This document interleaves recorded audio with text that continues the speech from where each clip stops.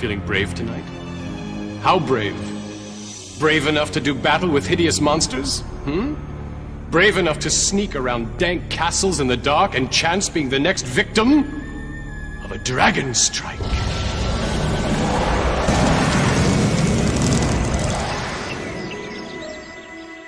All right, your sunstone's done. So what do you want me to do with it? Let darkness reign, and in the darkness let evil grow.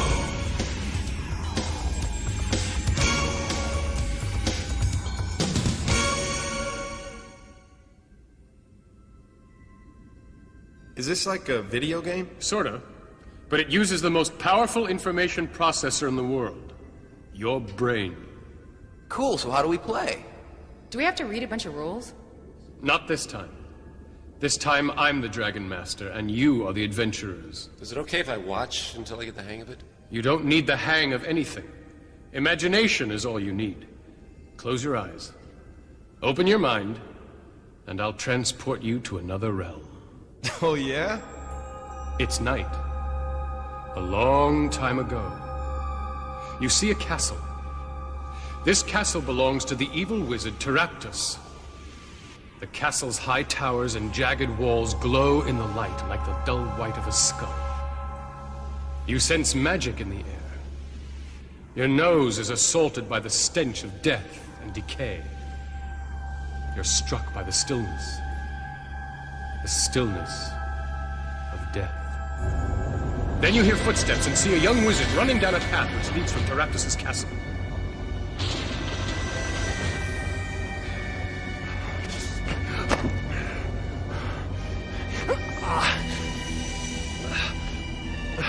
Oh, Lord, give me the strength.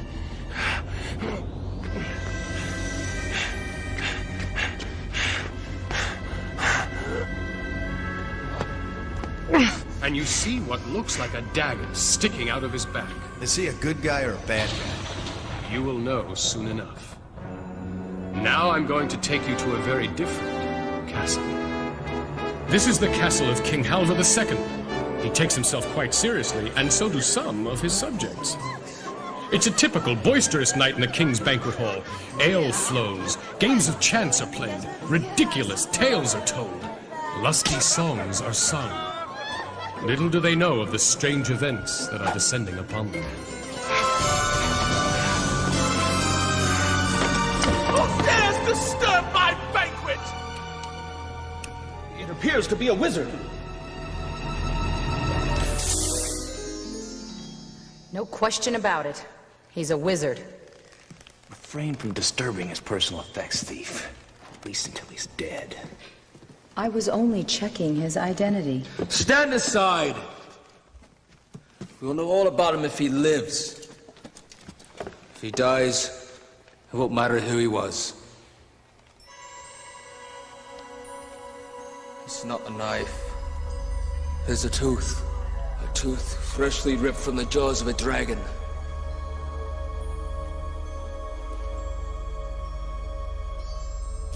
Summon all your life force!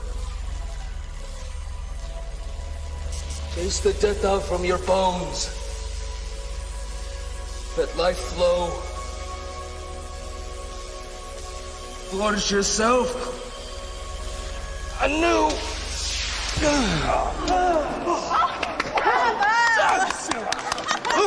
He lives!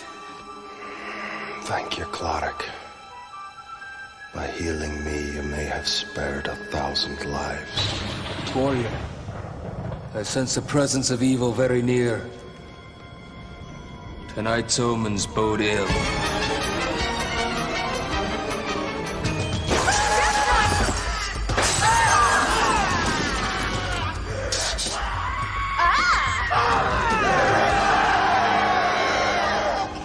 The wizard escaped our captivity once. Return unto us, and I will spare you. I will not tolerate this insult! Return him, or I will turn this banquet hall into a charnel house. Fight valiantly! I shall return. Very well. Kill them all! As usual, you overestimate your accomplishment.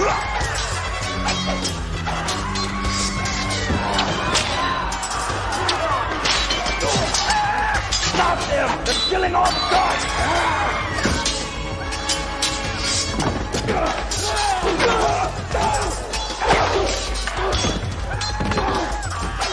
Cleric, use your magic! Death Knight, heal, return to peace.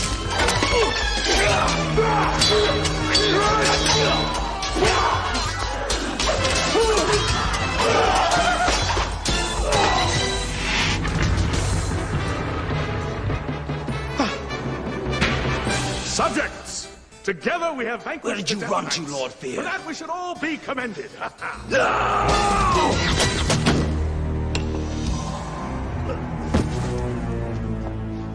You do not host this banquet. Death hosts this banquet. Now pay close attention, because the information you're about to hear could mean the difference between life and death. Have you not noticed the darkness upon this land? The unholy darkness? It spreads even as we speak. It is created by a sunstone and comes from the castle of Taraptus. I have enough problems without listening to this ridiculous prattle. Guards, eject this elf. Dear, I think all the guards are dead. Oh dear. Eject him, and I fear you squander your only chance to save your He kingdom. speaks the truth. Taraptus' power grows stronger with every beat of our hearts. Taraptus is a wizard of guile and charisma. He promised a golden age, and many fools followed. He is truly and deeply evil. Have you any proof? As for the Sunstone, witness the darkness which envelops the land. As for my quest, observe the tooth extracted from my back. And as for Taraptus' ability to raise the dead, cast your eyes upon the Death Knights. The Sunstone must be destroyed. Quest with me. To this den of evil where we will bind Taraptus and drive a stake through his heart. Can I play the warrior? You're on. Well, now what do I do? As a warrior, your job is to be on the front line. You aren't afraid of anything. Well, do I use any magic? No. You think magic is for wimps. Warriors have a motto. Sharp swords settle scores. Well, how about if I play the thief? Your thief is more or less of the Robin Hood variety. She steals from the evil and gives to the good. When thieves aren't fighting, they specialize in picking locks, climbing walls, lurking in dark shadows, and disarming traps. I want to play the elf. Elves are a mysterious and ancient race. As an elf, your skill with a bow is legendary. And more importantly, you possess the secret knowledge of elven lore. Okay, I want to play the wizard. You're on. As their name implies, wizards use magic and avoid physical confrontation at all costs.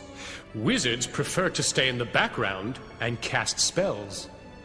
But here is something very important never to forget. Once a wizard casts a spell, that spell is spent. Now, I got it wired. Good. Because I almost neglected to tell you. You lost your wand as you fled Taraptus' castle. What a rip. How do I get a new one? Try asking the king. Your Majesty. Might I borrow a wand from your treasury? Mine was lost at Taraptus' castle. Jester!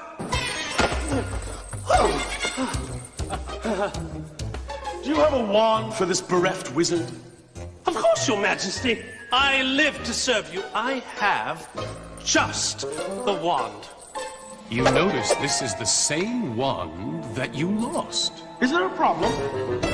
Close your eyes and imagine you are your character. Imagine you're a warrior with arms of steel. Imagine you're a thief who slips stealthily like a shadow in the night. Imagine you're a wizard with magic coursing through your veins. Imagine you're an elf who silently stalks through the forest with a deadly bow. Imagine the treasure, the power, and imagine the evil you will smite on your great adventure.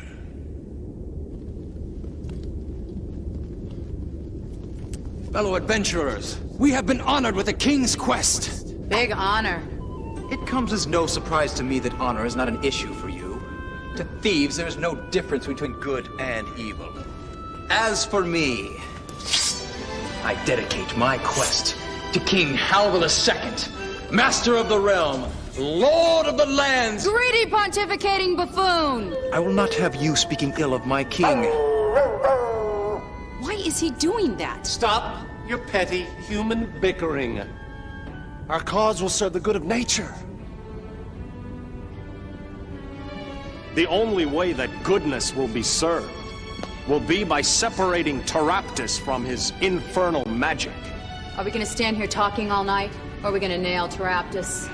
They are not mutually exclusive options. If we don't nail Taraptus,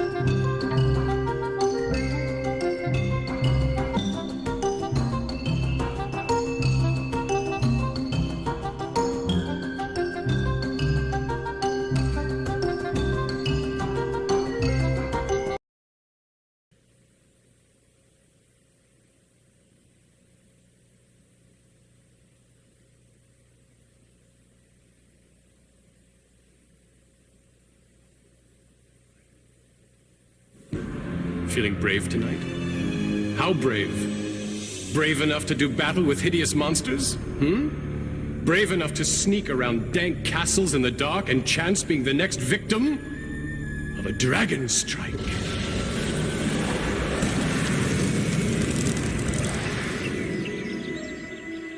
All right, your sunstone's done.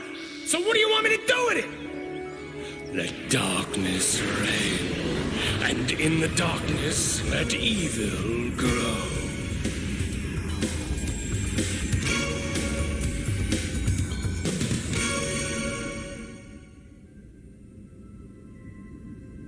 Is this like a video game? Sorta. But it uses the most powerful information processor in the world. Your brain. Cool, so how do we play? Do we have to read a bunch of rules? Not this time. This time I'm the Dragon Master, and you are the adventurers. Is it okay if I watch until I get the hang of it? You don't need the hang of anything. Imagination is all you need. Close your eyes. Open your mind, and I'll transport you to another realm. Oh, yeah? It's night. A long time ago. You see a castle. This castle belongs to the evil wizard Teraptus. The castle's high towers and jagged walls glow in the light like the dull white of a skull. You sense magic in the air. Your nose is assaulted by the stench of death and decay. You're struck by the stillness of death. Then you hear footsteps and see a young wizard running down a path which leads from Teraptus' castle.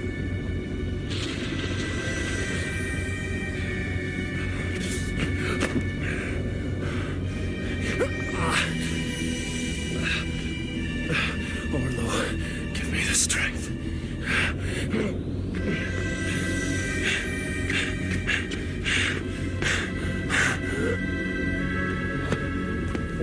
And you see what looks like a dagger sticking out of his back. Is he a good guy or a bad guy? You will know soon enough. Now I'm going to take you to a very different castle. This is the castle of King Halvar II. He takes himself quite seriously, and so do some of his subjects. It's a typical boisterous night in the king's banquet hall. Ale flows, games of chance are played, ridiculous tales are told, lusty songs are sung. Little do they know of the strange events that are descending upon them. Who dares disturb my banquet? It appears to be a wizard. No question about it. He's a wizard. Refrain from disturbing his personal effects, thief. At least until he's dead. I was only checking his identity. Stand aside! We'll know all about him if he lives. If he dies, it won't matter who he was. It's not a knife. There's a tooth. A tooth freshly ripped from the jaws of a dragon.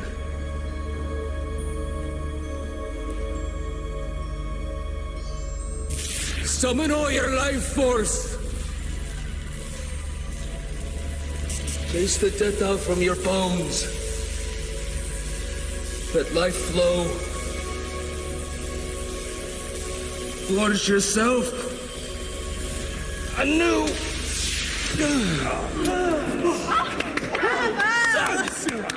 Look, he lives! Thank you, Cloric. By healing me, you may have spared 1,000 lives. Warrior, I sense the presence of evil very near. Tonight's omens bode ill.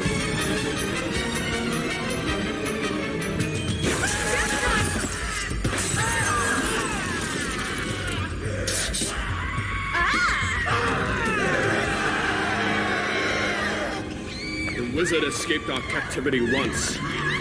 Return unto us. I will spare you. I will not tolerate this insult! Return him! Or I will turn this banquet hall into a charnel house. Fight valiantly! I shall return. Very well. Kill them all! As usual, you overestimate your accomplishment!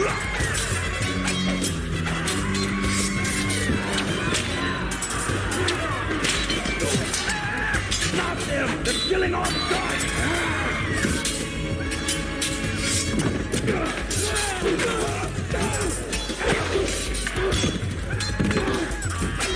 Cleric, use your magic!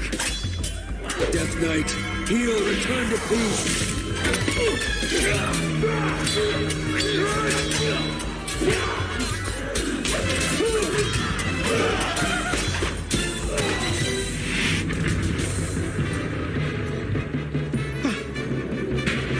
Subjects! Together we have vanquished. Where did you the run Death to, Knights. Lord Fear? For that we should all be commended.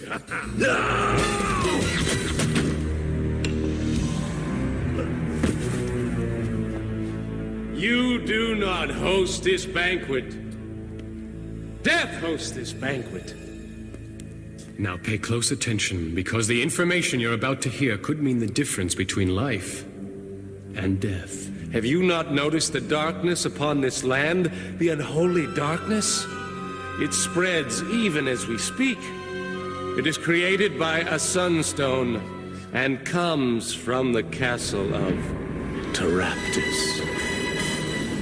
I have enough problems without listening to this ridiculous prattle.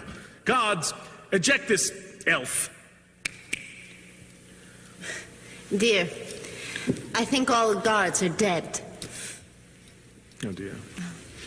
Eject him, and I fear you squander your only chance to save your He kingdom. speaks the truth. Teraptus' power grows stronger with every beat of our hearts. Teraptus is a wizard of guile and charisma. He promised a golden age, and many fools followed. He is truly and deeply evil. Have you any proof? As for the Sunstone, witness the darkness which envelops the land. As for my quest, observe the tooth extracted from my back. And as for Teraptus' ability to raise the dead, cast your eyes upon the Death Knights. The Sunstone must be destroyed. Quest with me. To this den of evil where we will bind Teraptus and drive a stake through his heart. Can I play the warrior? You're on. Well, now what do I do? As a warrior, your job is to be on the front line. You aren't afraid of anything. Well, do I use any magic? No. You think magic is for wimps. Warriors have a motto. Sharp swords settle scores. Well, how about if I play the thief? Your thief is more or less of the Robin Hood variety. She steals from the evil and gives to the good. When thieves aren't fighting, they specialize in picking locks, climbing walls, lurking in dark shadows, and disarming traps. I want to play the elf. Elves are a mysterious and ancient race. As an elf, your skill with a bow is legendary. And more importantly, you possess the secret knowledge of elven lore. Okay, I want to play the wizard. You're on. As their name implies, wizards use magic and avoid physical confrontation at all costs. Wizards prefer to stay in the background and cast spells. But here is something very important never to forget. Once a wizard casts a spell, that spell is spent. Yeah, I got it wired. Good. Because I almost neglected to tell you. You lost your wand as you fled Teraptus' castle. What a rip. How do I get a new one? Try asking the king. Your Majesty. Might I borrow a wand from your treasury? Mine was lost at Teraptus' castle. Jester!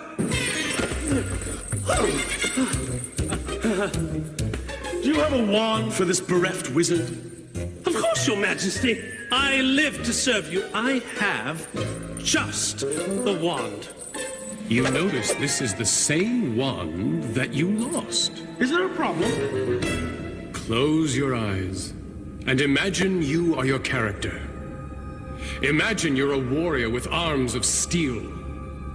Imagine you're a thief who slips stealthily like a shadow in the night. Imagine you're a wizard with magic coursing through your veins. Imagine you're an elf who silently stalks through the forest with a deadly bow. Imagine the treasure, the power, and imagine the evil you will smite on your great adventure.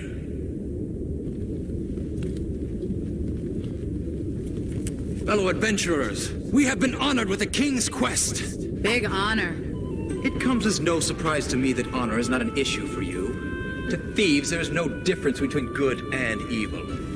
As for me, I dedicate my quest to King Halvor II, Master of the Realm, Lord of the Lands. Greedy pontificating buffoon! I will not have you speaking ill of my king. Why is he doing that? Stop your petty human bickering. Our cause will serve the good of nature.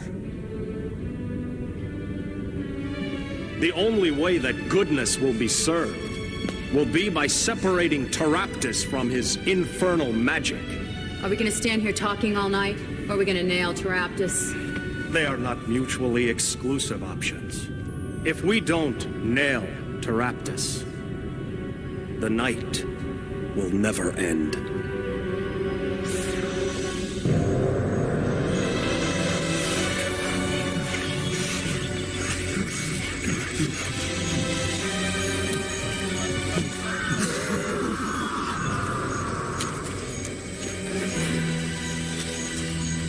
wizard. I should tell you I don't like your headgear. Are you not familiar with the wizard's magical transformation? No, I am not. No animal was lost. I was transformed to a coyote to learn the ways of nature. Have you forgotten our quest? Onward. Onward. Move on.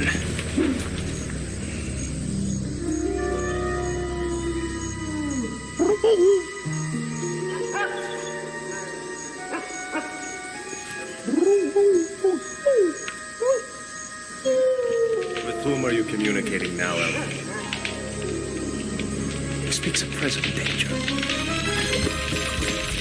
Stand aside!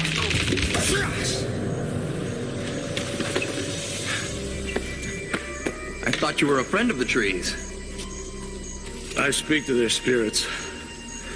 This one was corrupted by sorcery. What would make a sorcerer so evil? Taraptus shall suffer for his perversion of nature.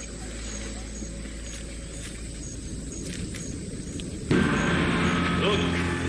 The magic within those walls, if unleashed, could destroy the entire kingdom. If it were used for good, it would create a golden age. A golden age of running brooks and fireflies and summer nights.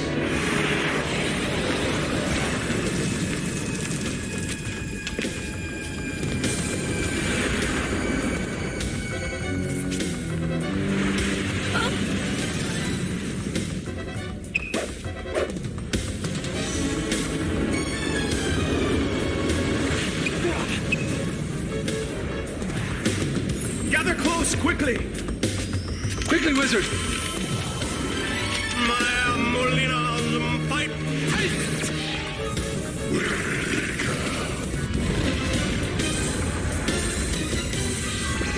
Voice sounds dangerously familiar. Let's hurry up and get out of here before the dragon comes to search again. Now shut up. Walk slow. Yeah, I hate working for sorcerers. Sorcerers! Like this miserable Taraptus. They never pay. You always end up broke. You! I mean me! I go to collect my money, and next thing you know, I'm hypnotized into saying I don't want it. Alright. I don't want it. I mean, I do want it. But they tricked me. I just told you. I mean me. Don't you pay any attention. Hey, Elf. What is this thing? You miserable... An owlbear. They're not nearly as extinct as they should be. Here except you and me. Try flattering him. I talked to you. Flattering I can have him? better company up here. You know, Hey, handsome. Hey, oh, hey, come back right there.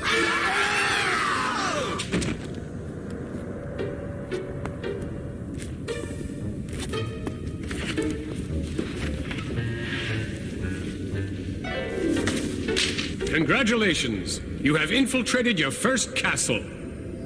So now where do we go? Go anywhere you want.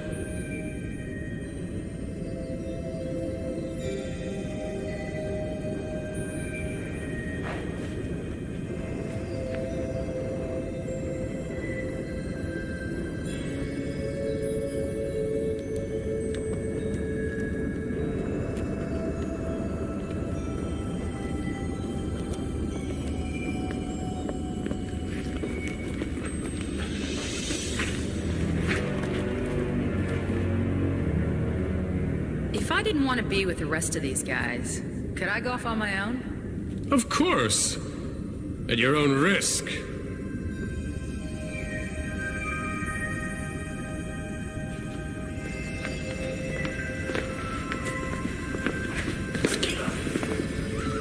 You left us around the owlbear's neck.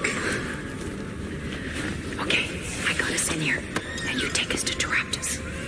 There are many twists and turns in this castle. I'm only familiar with some of them. I thought you infiltrated this place. Taraptus uses his magic to constantly shift the walls. Then how will you know where we'll find him? I don't. In fact, I'm not sure I'll know him if I see him. I've only seen him once, and that was in a shadow.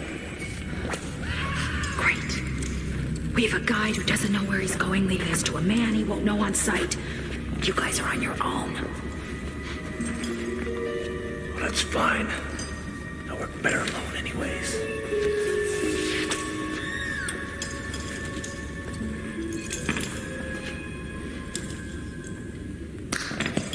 If we split up, we'll be able to cover more territory.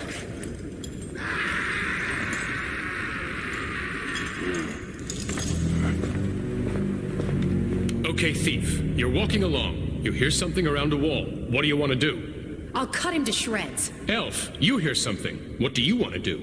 I'll set upon it with a vengeance. Elf! Thief! Nothing back there. Nothing here. Let's straight.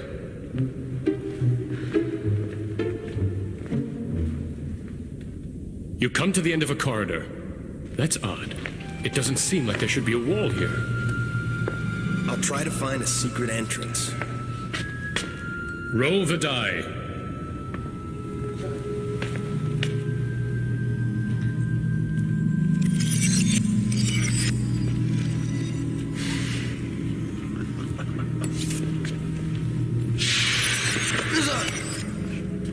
You see something that confounds you.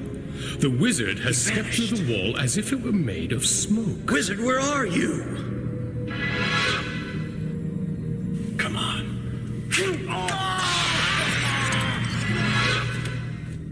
You hear a laughing sound not too far away. Does my elven lord tell me anything? It sounds like a couple of stupid orcs.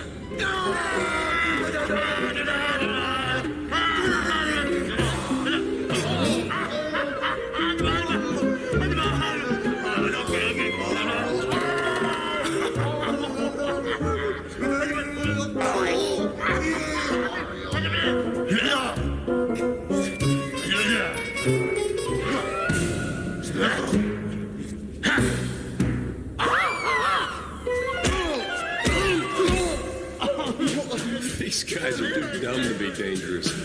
I don't want to hurt him.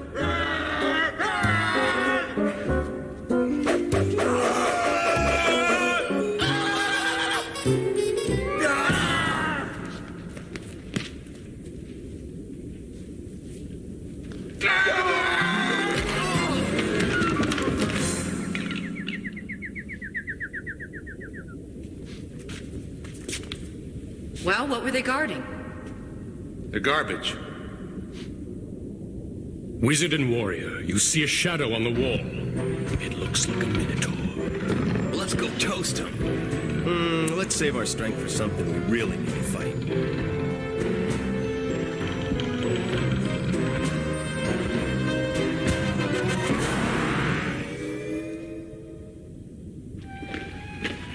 Only something truly worthwhile would warrant a door such as this.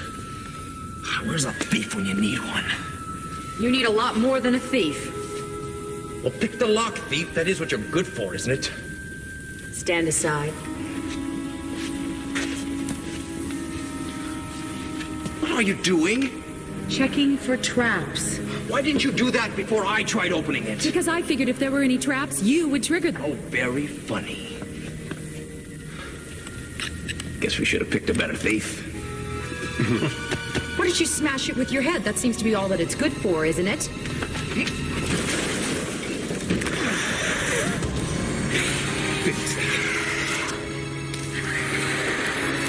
Major mistake.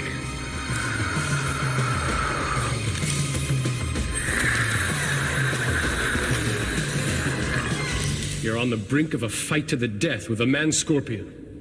Let's go through this battle one step at a time and then watch it all play out. Well, I'm gonna try and roll out of the way. Dexterity die? Well, how do I find that out? Look at your card under dexterity. Well, it shows a blue die. Is that good? Well, you, because you're so big and uncoordinated, have to roll a 6 or higher to dodge the man-scorpion. Oh, very funny. The elf will shoot an arrow. You might hit your friend. That's okay. I don't know him very well. Oh, thanks a lot. Just kidding. Well, he might as well shoot. I'm dead if he doesn't. I'll crack him with my whip. And I'll cast a magic missile. So let's put it all together and see what happens.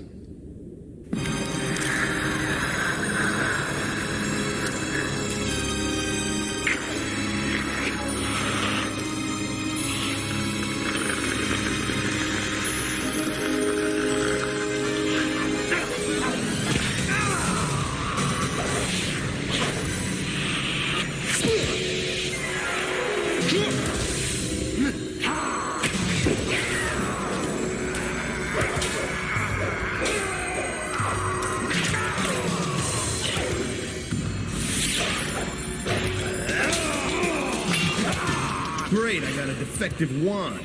I'll throw a spell. Which one? Hold person. Drazu. The spell takes effect. It's as if he's working in slow motion. I'll grab his stinger and try and stab him with it. Roll the die.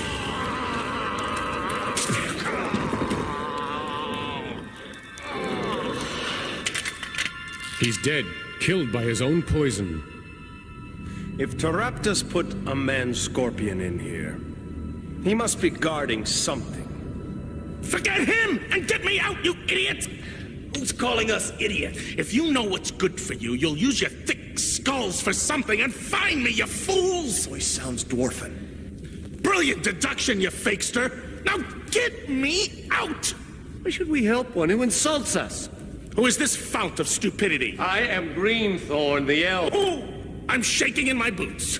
You mumbling tree nuzzler! I am the one who fashioned the sunstone from a solid block of ice, and I'm the only one who can destroy it. Believe me, I don't look forward to your company any more than you look forward to mine. Can we trust this guy? You'd be a fool to trust me. But just because you can't trust me doesn't mean you don't need me. I'm not fond of dwarves. But if we need him, we have no choice. Dwarf, if you made the Sunstone, why has Taraptus imprisoned you? Are you gonna let me out or not? Not until you answer the question. If I did answer it, you wouldn't believe my answer, would you? Well, he has a point. The answer is obvious. If the dwarf created the Sunstone, he can also destroy it. So to protect it from destruction, the sorcerer has jailed the dwarf. Now where's your door? There is no door, you half-wit! You only make a door if you plan on releasing somebody. He never planned on letting me go. I'm walled in here! It'll take us all night to knock down a wall. Not with my hammer? If your hammer is so great, why don't you use it to knock the wall down? Because I don't have my hammer, you dunderhead! It's on the man Scorpion's belt. This... This doesn't look like much of a hammer to me. Then don't look at it. Use it, you dupe! Out! Much to your amazement, the wall shatters, revealing a dwarf. But unfortunately, the spell has caused the whole room to crumble into nothingness, and you all tumble into a black void.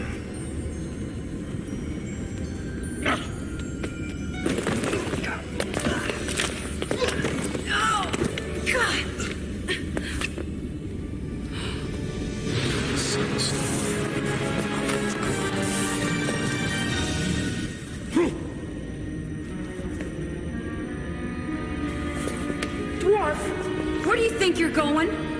Shh! Maybe I know something you don't know.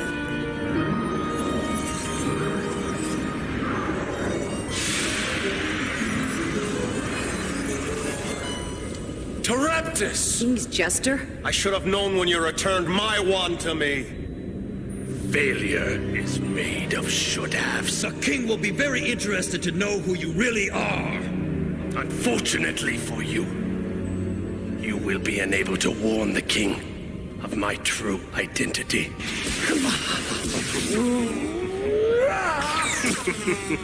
Rise up, flames. Rise up, fire elemental.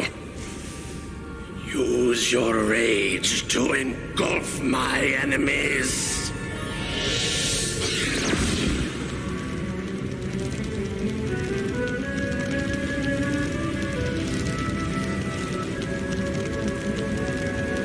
All the men are mesmerized by the fire elemental. Boys, snap out of it! Dwarf, throw your hammer at the sunstone! Throw your own hammer, Thomas, give up!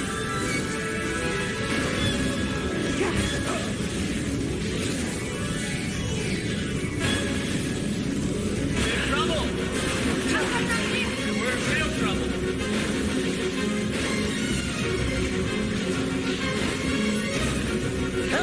Come on, guys! I've got an idea. The fire elemental is made of fire, and the the Sunstone is made of ice. Let's put the two together. I'll take 2 of the supports out with arrows. And I'll take one out with a magic missile. I've got a dagger for the other one. Now you're working together!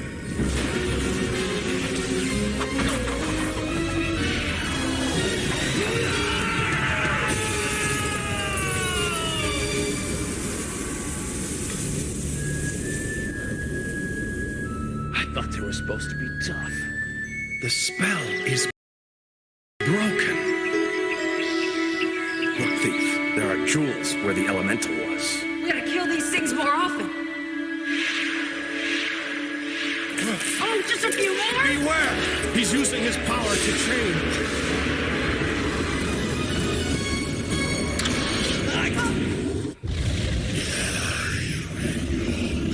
Nice to know you can use something to a big... Take that flame breath! We gotta get out of here before he takes another breath.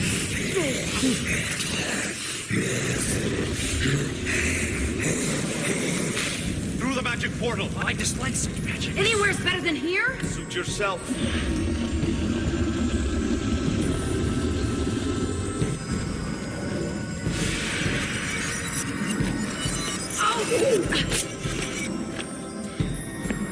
You again? We just came from Teraptus's castle. Teraptus is your jester. Surely you jest. How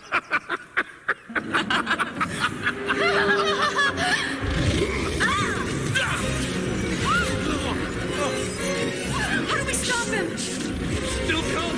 Face me, Teraptus. What power do you hold over Teraptus?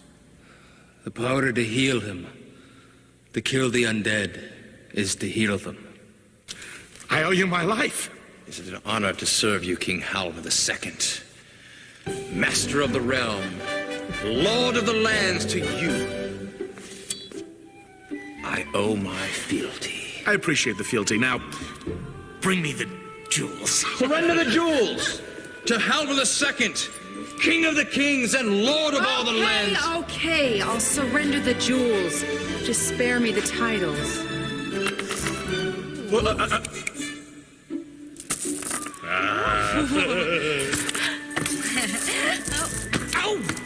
Have you all failed to notice the real treasure? The green we have brought to this land.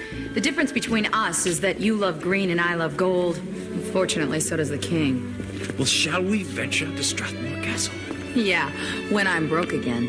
Oh, too bad. For I have no use for the jewels within. Did you say jewels?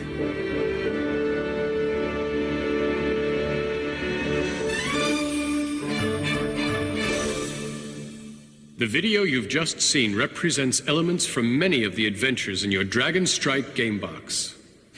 Do not turn the VCR off yet.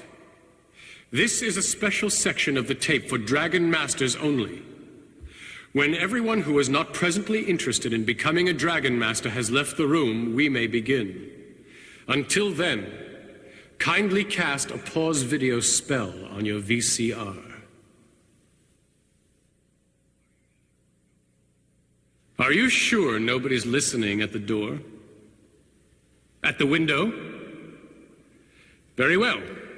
Then we can proceed. As you've just seen, the Dragon Strike game is unlike any game you've ever played before.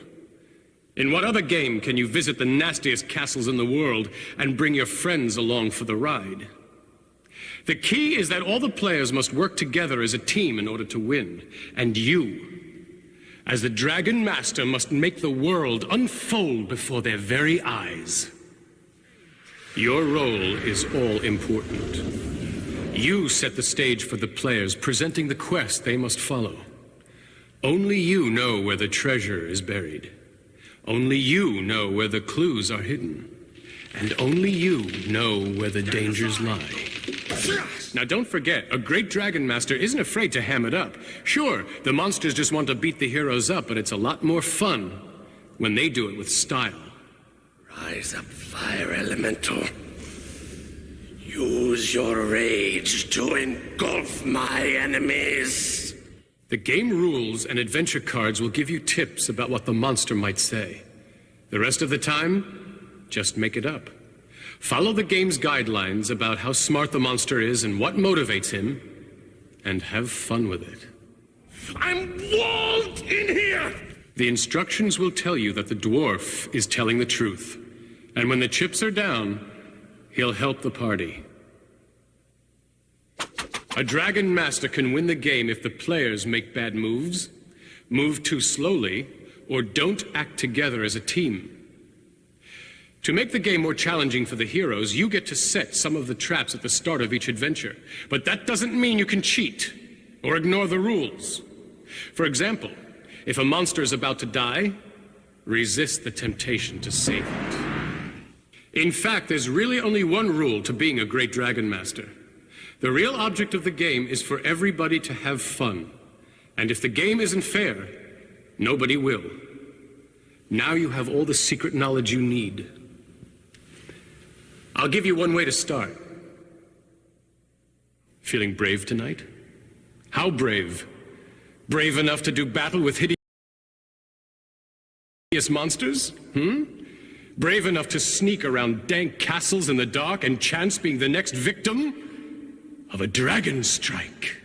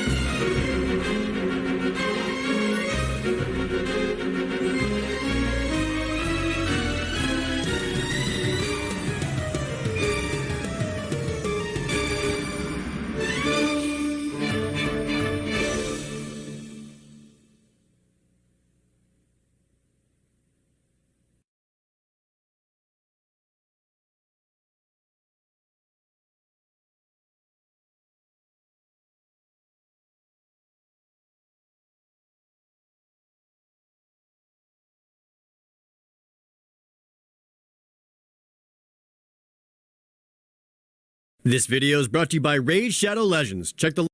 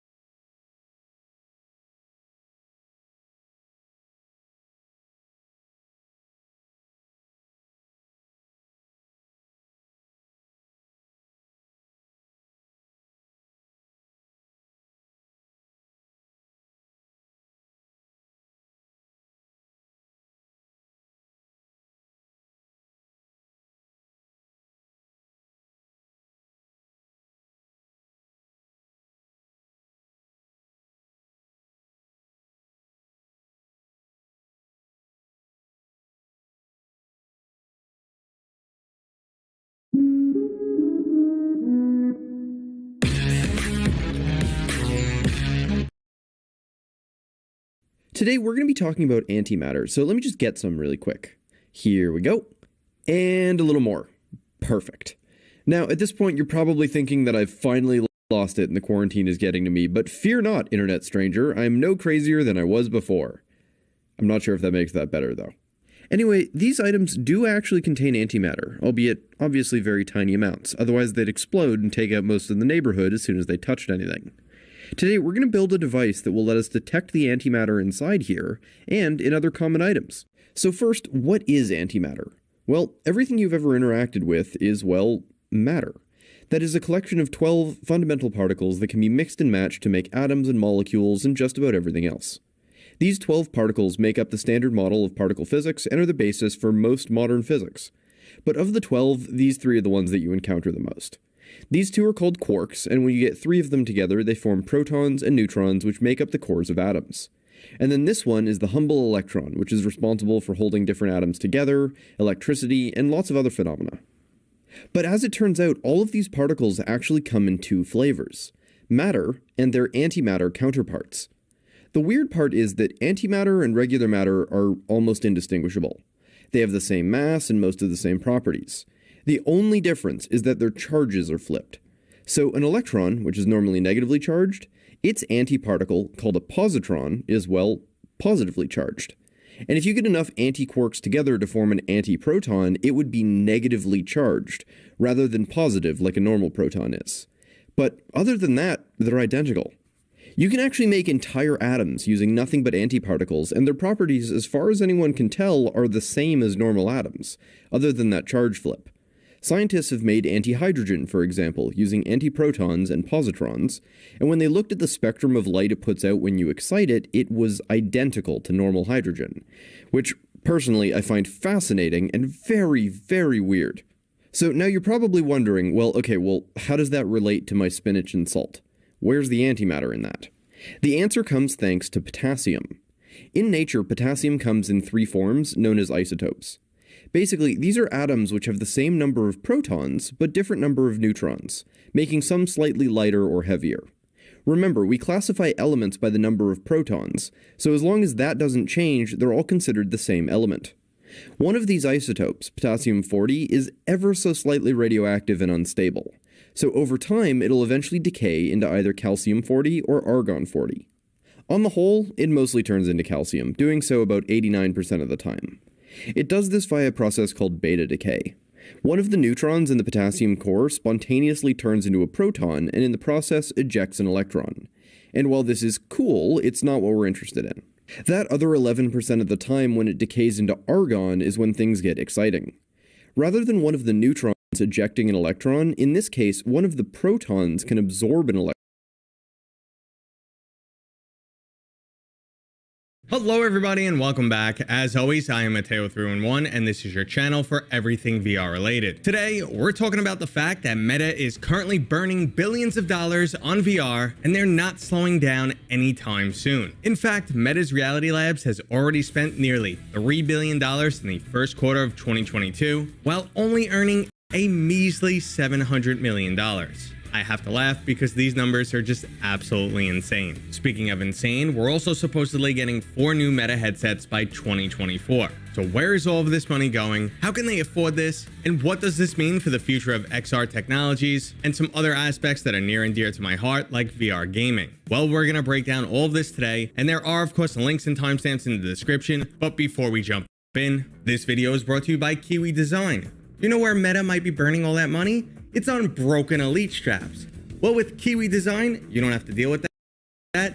This headset is durable, super comfy with the plush strap, and I highly recommend it. There are links down in the description, and don't forget to use discount code Mateo311 for 5% off and to help support this channel. Okay, so the first question is, why would a company invest billions and continue to operate in the red for multiple years? Well, for starters, Meta needs to branch out. They've completely tapped the potential of their social media platforms, and their continued practice of just buying up the competition is no longer viable. It's also got them some serious scrutiny from the Federal Trade Commission, which is investigating them for anti-competitive practices. So their only current option for growth is to be on the cutting edge of something new, and they're betting on the metaverse.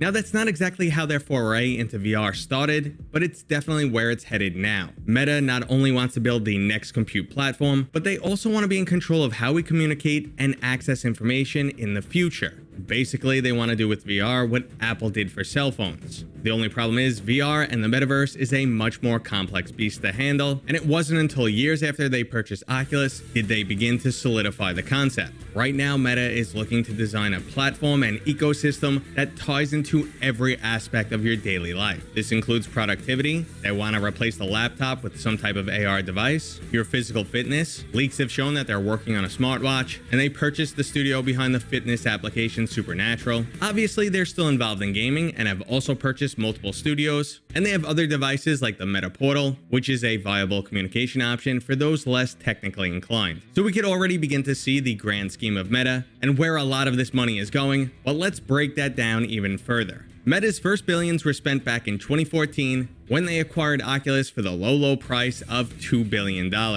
Let's pour one out for Oculus. Rest in peace, buddy. Now, while there was a lot of hype around VR gaming, the cost of entry was quite high. You needed a PC that was at least $1,000, and that was before you spent a few hundred more on just the VR hardware itself. So even though there was a strong buzz around VR, it remained extremely niche. The minuscule market compounded issues as studios were not willing to invest large amounts of money into producing games. So Meta began funding studios to create bigger, more robust VR titles. The thought process of the time was VR gaming was not catching on because there were no console seller style titles like your traditional Halo, God of War, etc. Now Meta did find some success in this space, and it did lead to some of my favorite VR titles like Asgard's Wrath and Lone Echo, but ultimately this wasn't enough to truly push the needle forward for VR. Even Valve, one of the biggest names in the gaming industry, pulled out their most iconic IP, Half-Life, and spent upwards of $75 million to produce Half-Life Alyx, only to bring roughly 1 million new VR gamers.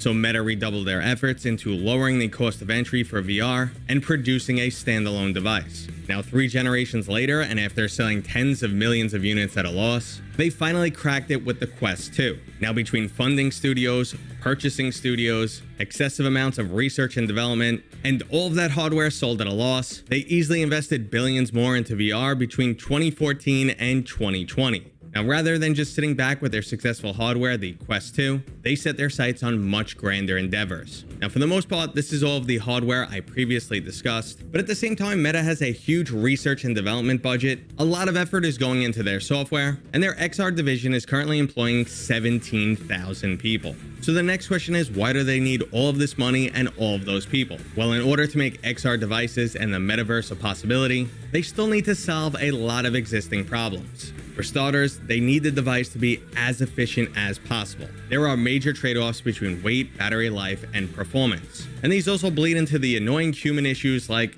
how comfortable is the device to wear. You don't hear people complain that their cell phone or laptop is uncomfortable to use. And if you want to replace those devices with your AR equipment, well, they need to be at least as good and just as comfortable to use. And part of making that possible is brand new hardware and software solutions. We will need to shrink down our VR headsets to make them comfortable enough for all-day use. This requires the development of a brand new lens system. So basically, everything Meta is working on right now is cutting edge, which leads to extremely expensive research and development with plenty of dead ends. In fact, Mark Zuckerberg isn't expecting the fruition of this XR endeavor to be truly profitable until the 2030s. So Meta's just going to continue to burn billions for the next 10 years. So how can they pull this off? They have a ton of money, and even after taking a major hit, the company's still worth roughly $600 billion. And even with all the losses from their XR division, they still had record-breaking profits of $40 billion in 2021. Now, Valve has actually done something very similar in the past, just on a much smaller scale. They have a very successful business model and just used a small portion of their profits for research and development. Every once in a while, it led to products like the Steam Link or Valve Controller, and they've just continued to use that knowledge for new products that has reinforced their core business. I'm obviously referring to the Steam Deck and software sales through the Steam platform. And while we're on the subject of new hardware supporting your existing platform, according to a report from The Information, Meta supposedly has 4 new headsets on the way by 2024. Now, we most likely know exactly what 2 of these headsets are.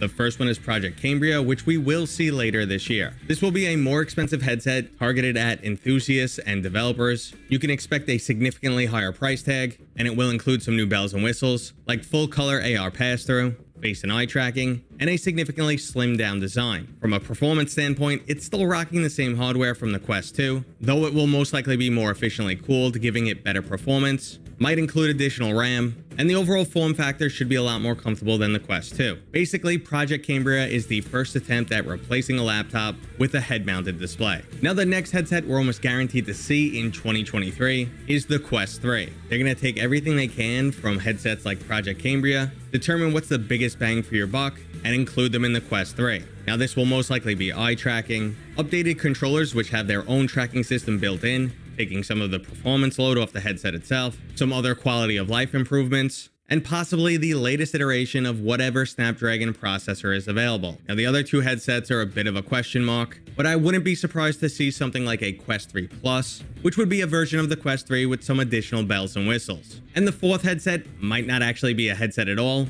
but possibly the first generation of AR glasses. Now, what does this mean for what I still care about the most, gaming? Well, Meta isn't going to just turn their back on gaming. They've already purchased multiple studios. They recognize how successful porting older titles can be, and as the hardware improves, so will the quality of games. You can expect game development for the Quest 1 to stop by next year, and we'd most likely see the same for the Quest 2 around 2024 or 2025. But as we move into 2023, the platform for higher-end VR gaming will not be the Quest 2. PlayStation VR and even PC VR are going to make a strong resurgence. Sony's PlayStation 2 will deliver us some top-notch VR games, and Sony's already working to some degree with Valve, so you can expect titles like Half-Life Alyx on the PlayStation VR 2, and for PlayStation VR exclusives to eventually make their way onto Steam. The Quest 3 will close the VR game quality app a bit, and they will continue to have exclusive titles, but Meta won't really care about being the #1 gaming VR platform. They want to break into much more of the market, so they won't try and compete at that level. The most successful consoles usually only sell like 100 million units, and Meta has their heart set on getting these devices into the hands of a lot more people than just that. So to make sure that happens, they'll continue to burn billions of dollars for at least the next 5 to 10 years. It's going to be an exciting ride, and I can't wait to see what happens. Okay, everybody,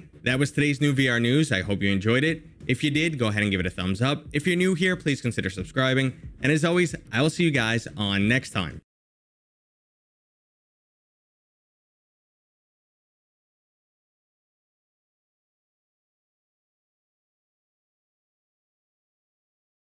Hello everybody and welcome back. As always, I am Mateo311 and this is your channel for everything.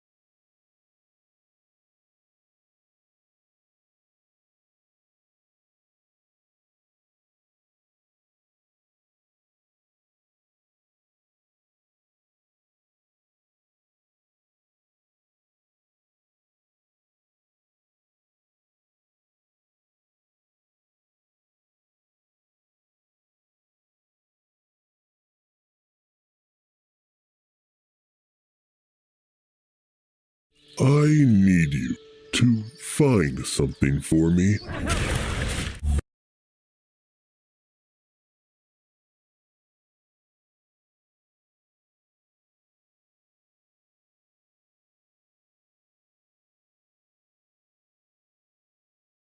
Hey everybody, it's Norm from Tested, and I have a short episode of projections for you today because today is the release of Tales from the Galaxy's Edge, the next VR game from ILM X Lab and Lucasfilm set in the Star Wars universe. It comes out today and I've had a chance to play it already, so I want to share some of my thoughts, show you some of that gameplay, and let you know if I think it's worth it. So if you recall, last year, Vader Immortal was released along with the release of the first Oculus Quest, and that was an episodic experience, they called it, kind of part narrative, part game. You got to use lightsabers, you got to go face-to-face with Darth Vader in this three-part series VR game made specifically for VR that told this untold story in Darth Vader's past. I really enjoyed the experience. I thought it was a really interesting exercise in virtual reality storytelling where this experience had a lot of elements of games and gameplay, whether it was using a lightsaber or learning force powers, to just feeling like you were immersed in the Star Wars universe and being shepherded almost like the VR equivalent of a Disney ride. Lots of incredible environments and great theming, and really just great characters as well, from Vader to the NPCs that you meet and the droids, and you really felt like you were on a base on Mustafar and exploring a part of the Star Wars universe. Well, Tales from the Galaxy's Edge is another part of the Star Wars universe brought into VR, and it differs from Vader Immortal in a couple of different ways. One, it's not a episodic style game, so as opposed to there being chapter 1, 2, and 3, what they've designed is it's still narratively driven, but a little bit more of an open world style experience where you are on Black Spire Outpost and Batuu, that is the fictional world, it's all fictional of course, created for Galaxy's Edge at Disneyland and Walt Disney World theme parks. And they've taken that part of the Star Wars universe and created their own corner of it. There's a cantina, of course. It's run by an alien named Cecil Slack. And from there, you go off into different locales, teleport over and warp into different parts of Batuu, going into caverns, and even places that are familiar to people who may have visited the Galaxy's Edge theme park. There's Mubo's droid repair shop. But that's really where most of the connection to Batuu and Black Spire Outposts really concludes. Something I had kind of hoped for when I heard they were making this game was an opportunity to explore Galaxy's Edge, the theme park, go through the shopping district, go into the restaurants, the places I've seen in real life, and experience those locales in VR. But instead, you do see that part of the world through the window of the cantina. You see the Millennium Falcon. And yes, they've worked with Imagineering to canonically put that cantina in Black Spire Outpost, but you're really not able to walk through that world kind of like a VR theme park. It really is more of its own corner of Black Spire Outpost. And it is story-driven as well. So you are a droid repair technician, and you do work for Mubo. Start off on a ship, you are actually smuggling some droid parts for him, and very quickly things go awry, and that's where the action begins. And while in Vader Immortal, it was more being led through the world by AI, where there's droids with Imperial officers kind of sneaking through the Imperial base, here there's a lot more gunslinging. The action is more trying to make you feel like a smuggler, like a Han Solo type character, and the action is oriented around duels and firefights, where you have an array of blasters and shotguns and different weapons that all feel really good and feel very much like they're in the Star Wars universe, combined with things like thermal detonators. You have your Bacta spray to heal yourself, as well as also training droids that can be reprogrammed. You can set off these droids in the air, up to 3 of them, and they'll attack enemies. And so while Vader Immortal really focused on the lightsaber aspect, lightsaber combat and using force powers, here it's more about blaster fire, hiding behind rocks and cover, and picking off pirates at a distance.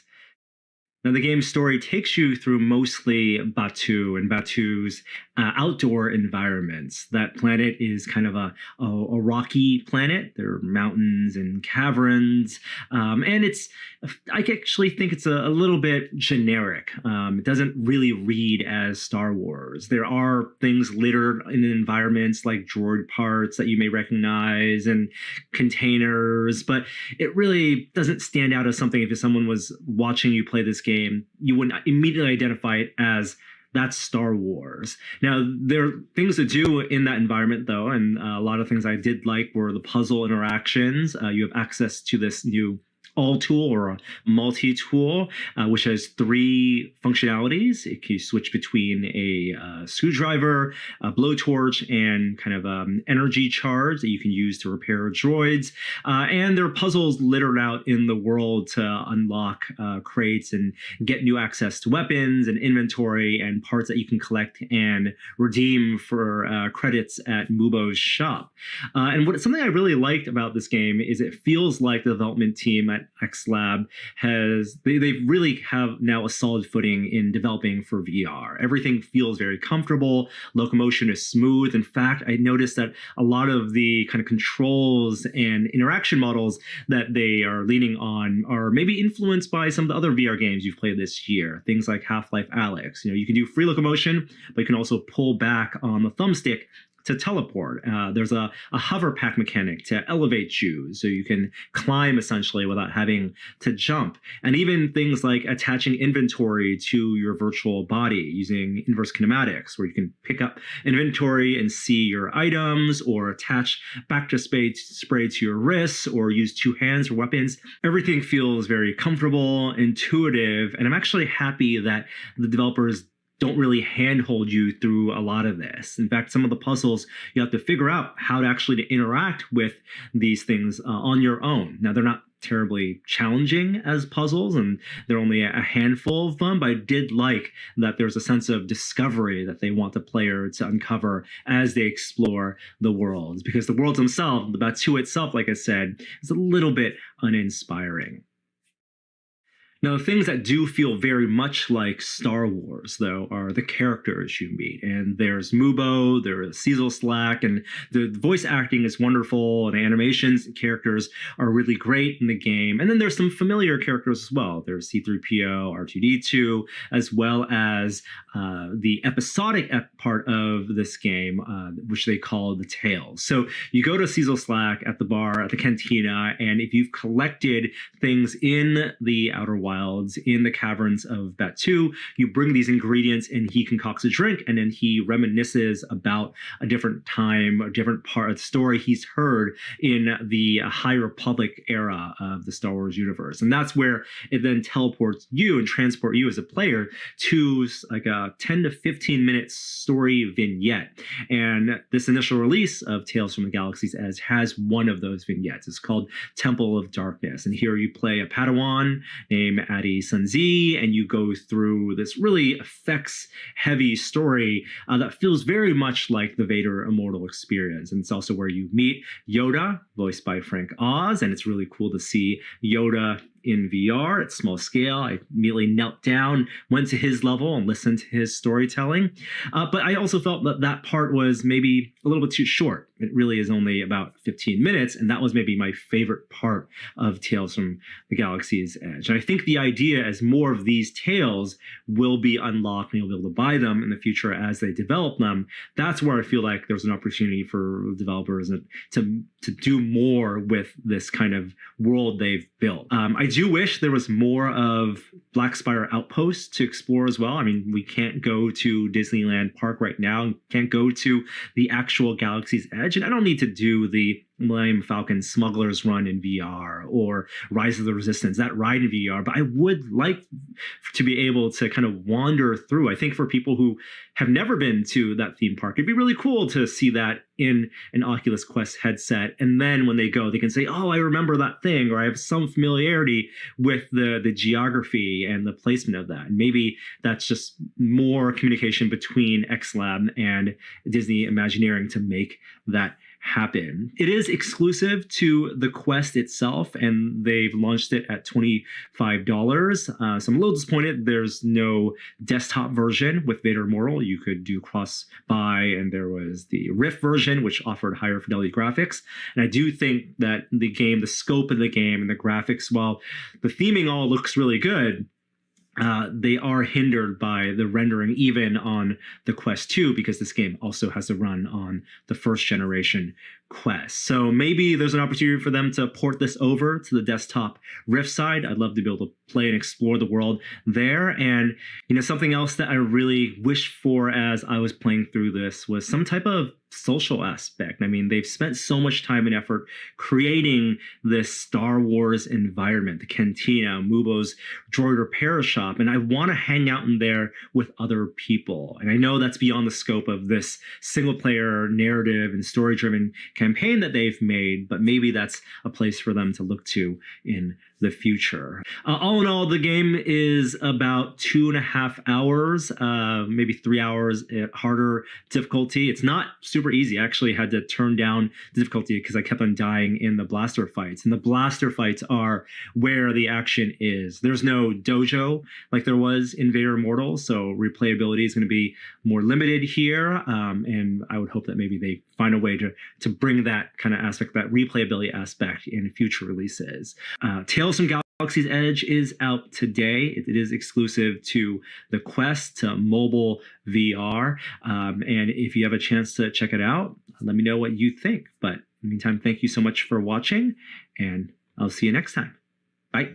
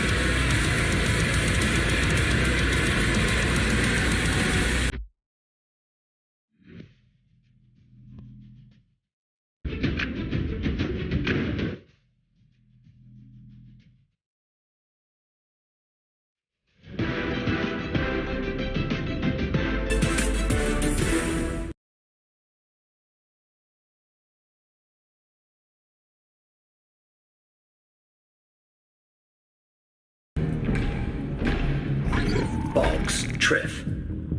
Okay, do you need a speeder painted or... Assassin droid! Hell yeah. Will you allow me ingress? Okay. Sure.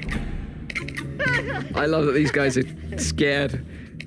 They know what I'm capable of. I can't seem to, well, please don't kill me. Don't mess around, dude. Open the door. Allow me.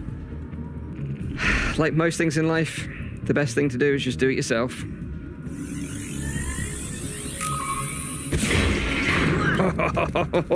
Your aid was invaluable. Thank you. Okay, thank you. Oh, thank you. Thank you. Oh, thank you. Welcome to the... Hey guys, welcome to the Cyberspace VR. Today we're going to be playing and talking about Vader Immortal, episodes 1 through 3, and doing a little bit of a review. So we got Landon in the Oculus Quest 2 playing Vader Immortal. And I have, never played this. I think I played it for, 5 minutes in one of our previous videos, but I don't know what this game is really at all. This is... Sean's been doing this more, so... We're going to be doing a little bit of a review from my pretty much first time playing its perspective. And we're also going to give some gameplay tips, and yeah, we're just going to try and give you the best content that we can. Yep. So for those of you who don't know, Star Wars and Disney have really invested in virtual reality, and it's actually been pretty awesome. So between Vader Immortal was kind of their first big release, then they have, I think it's called The Outer Rim is what it's called, Star Wars The Outer Rim, and then the third one that's kind of the big one for PC VR is Star Wars Squadrons, which is more of a dogfighting X-wing battle type game. And so I'm really happy with Disney. I think they're really going in the right path.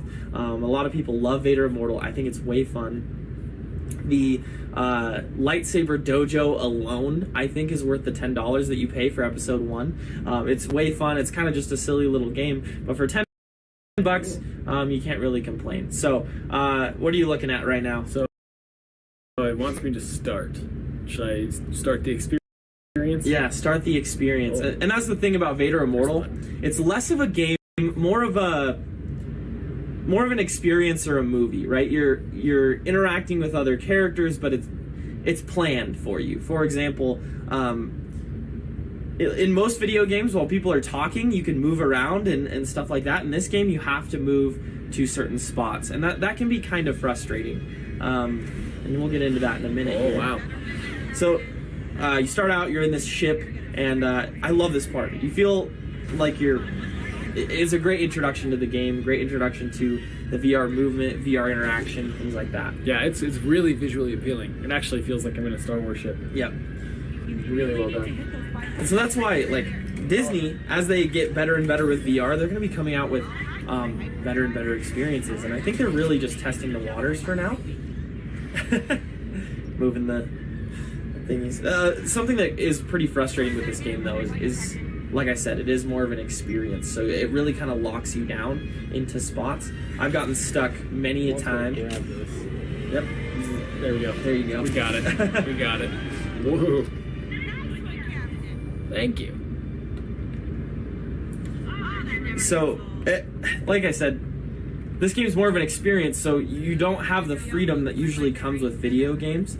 So like a lot of games, you can just move around freely and do whatever you want. This game will actually limit you. It's the storyline kind of thing. Yeah, like something that's really frustrating to me, and this is like my lizard brain, right? Like, I hate it in video games when I have to walk behind someone. I don't like that. I like walking in front.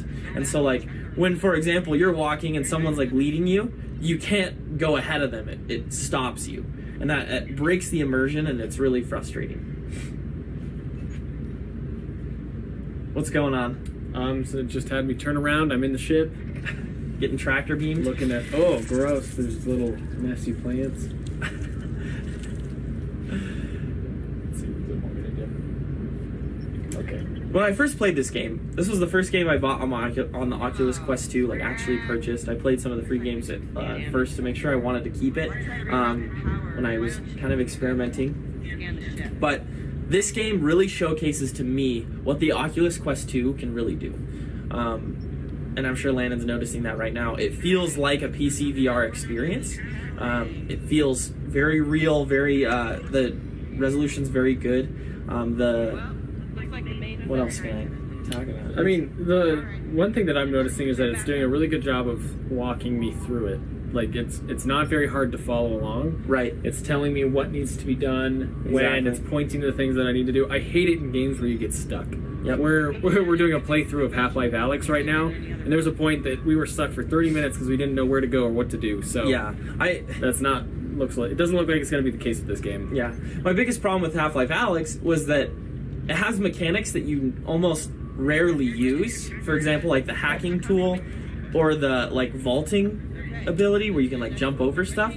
I just forget that that's a thing, and you know, I have so many different VR games that I play, and so when I get back into Half-Life Alyx, I'm like, what the heck, where am I supposed to go? When in reality you're supposed to jump over some thing that looks like a barrier, but it's not. But luckily they do some things like anything that you're supposed to use as like a climbing mechanic is red, or the hacking tool is pretty obvious. It just kind of shoots out at you. So that's cool. But so I haven't gotten to it yet, but why don't you go ahead and explain what the combat is like in this game? The combat in Vader Immortal. Okay, so I just want to be very clear. This game is not hard. Okay, there's no difficulty setting. There's not? No. It's not hard at all. A little kid can play this game. In fact, I don't know if... I think I lost once, but that was just because I got distracted by something going on in my room, like my dog walked in or something. But really, like, it's really not complicated. It's more of the experience, right? Yeah. Is that kind of what you're saying? Exactly. Oh, man. We're gonna be tractor beamed. So the combat in the first episode is all lightsaber based. There's no force powers or anything like that. As you get further into the game, episode 2 and 3, there are force abilities, and you have to worry about that more. But the lightsaber battles, it's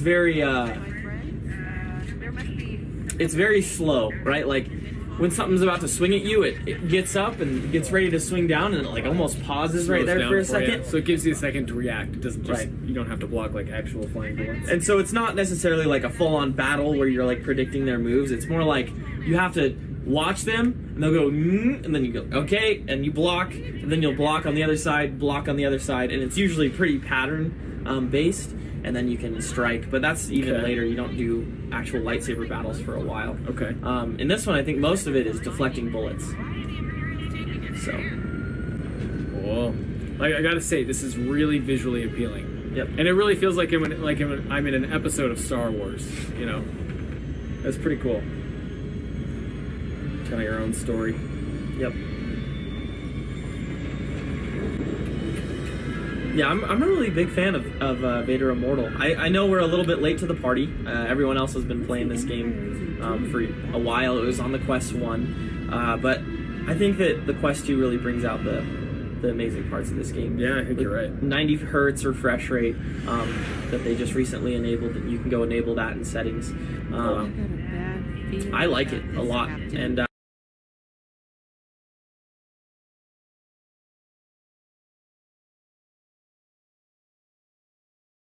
it's the game that I throw a lot of people in when I want them to test VR. I'm like, hey.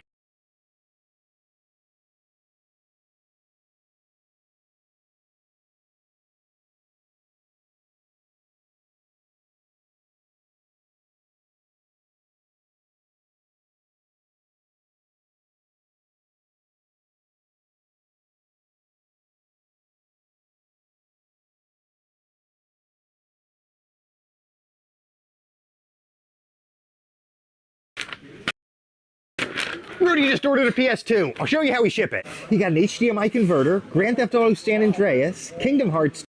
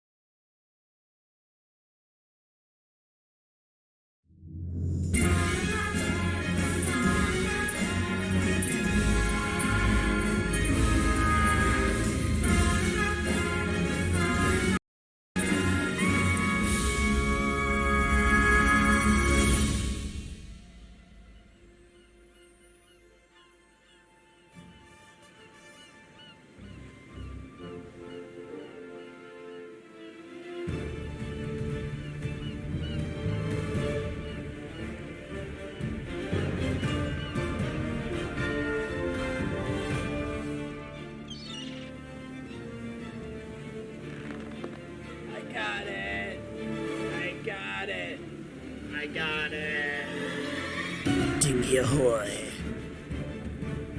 Dinghy off the port bow. Dinghy off the port bow. Dinghy off the port bow. Dinghy off the port bow. Captain, dinghy off the port bow. Dinghy. I got it. Oh, I got it. Oh, dinghy off the port bow. Where is it? It's right here, Captain.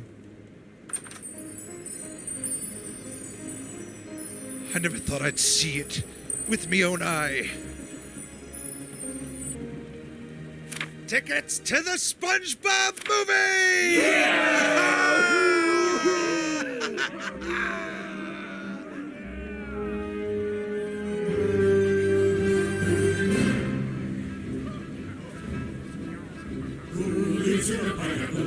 What's so red and yellow and porous is green? It's nautical nonsense, be something you wish. Then drop on the deck and fall by the fish. SpongeBob SquarePants, SpongeBob SquarePants, SpongeBob SquarePants, SpongeBob SquarePants, SpongeBob SquarePants, SpongeBob SquarePants, SpongeBob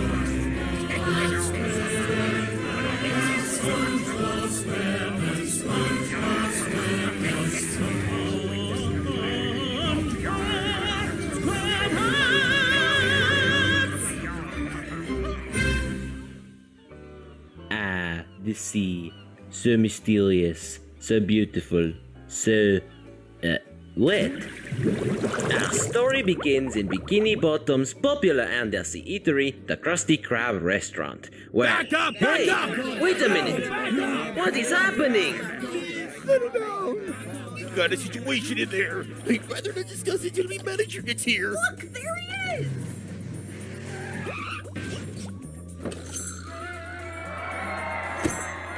Talk to me, Krabs. Oh, it started out as a simple order. A Krabby Patty with cheese.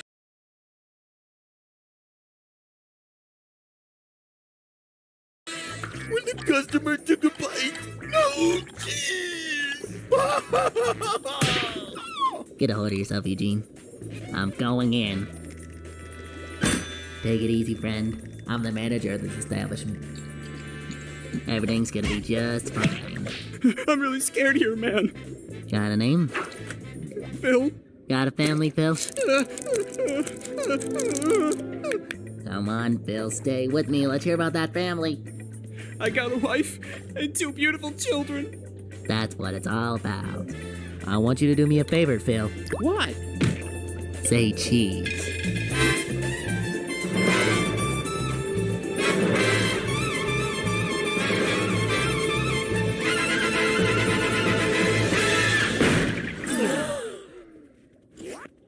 Order up. 3 cheers for the manager! Hip hip! Hip hip! Hip hip!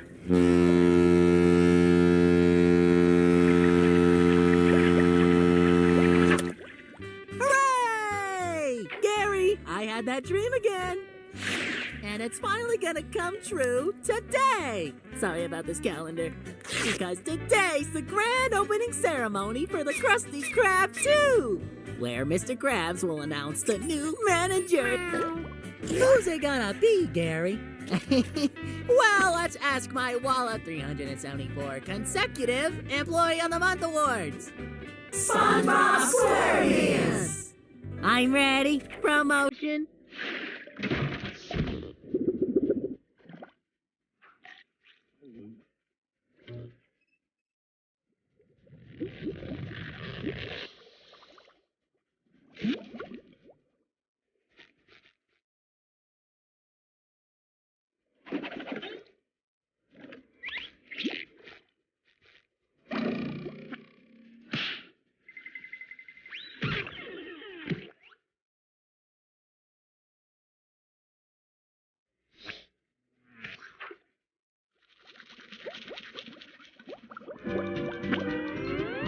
Cleanliness is next to managerliness. I'm ready. Promotion. I'm ready. Promotion. I'm ready. Promotion. I'm ready. La-da-dee, la-da-dum. La-da-dee, la-da-doo, la-da-dum. La-da-dee, la-da-doo, la-da-dum. La-da-dee, la-da-doo, la-da-dum. SpongeBob, what are you doing in here? I have to tell you something, Squidward. Whatever it is, can it wait until we get to work? There's no shower at work. What do you want? I just want to say I'll be thanking you in my managerial acceptance speech today. Get out! Okay, I'll see you at the ceremony. That sounds like the manager of the new Krusty Krab 2. Oops, hold on. Congratulations, buddy.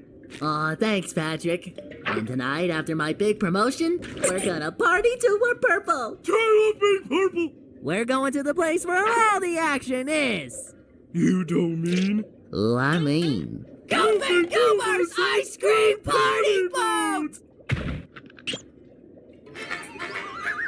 Oh, I'm a goofy goober, yeah. You're a goofy goober, yeah. We're all goofy goobers, yeah. Goofy, goofy, goofy, goober, yeah!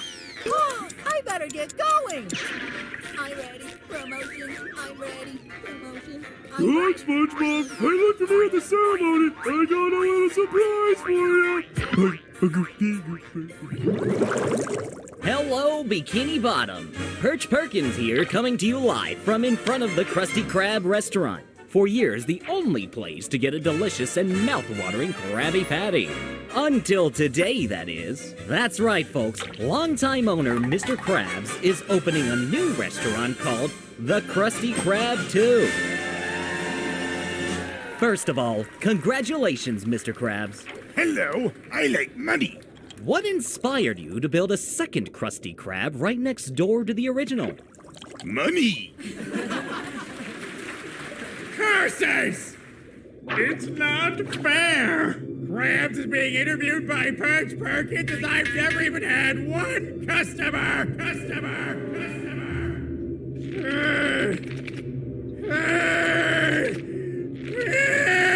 Don't get worked up again, Plankton. I just mopped the floors. Oh, Karen, my computer wife. If only I could have managed to steal the secret to Krab's success. The formula for the Krabby Patty.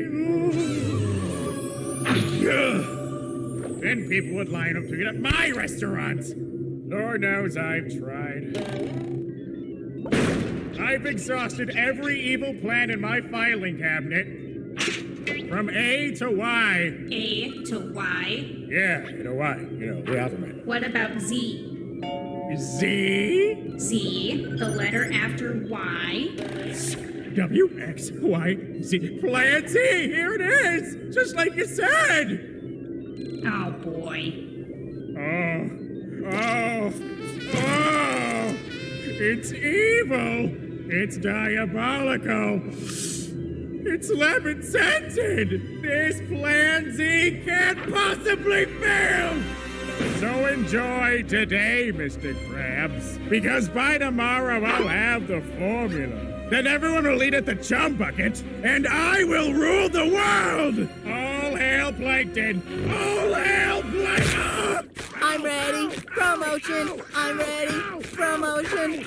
Ew, I think I stepped in something. Not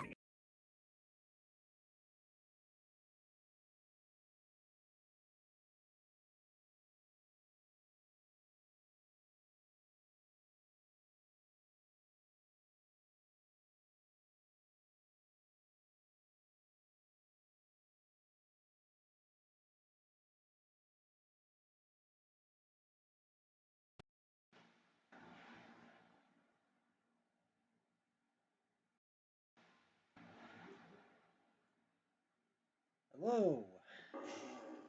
The reason I decided to turn on the mic is because I had a lot to say about this recreation of one of my favorite childhood movies, and one of the things I have to say about it is that I mean, I grew up with SpongeBob, and it's still alive. Like, if I told a boomer that his favorite cartoon is going to be alive several years after he grew up, they'd probably tell me that I'm crazy, but here I am, a 26-year-old femboy, just watching his favorite cartoon, still alive. Anyway, hopefully there's not a lot of background noise. It's actually a surprisingly good mic. Anyway, back to the show. In something on someone, you twit! Oh, sorry, Plankton.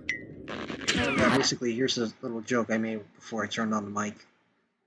All hail Plankton! All hail Plankton! I'm ready. Promotion. I'm ready. Basically, that's macrophilia in a nutshell. I stepped in something. Yep, totally macrophilia. Not in something, on someone, Yeah, the you fans twit! are causing a lot of background noise. Are you on your way to the grand opening ceremony? No, I'm not on my way over to the grand opening ceremony. I'm busy planning to rule the world! Oh fuck, there's a lot of echo. Well, good luck with that. I'm ready. Promotion. Yeah, no, this is not gonna work. Fuck. Either I'm gonna have to make it on low volume or I don't know. God, that's so annoying.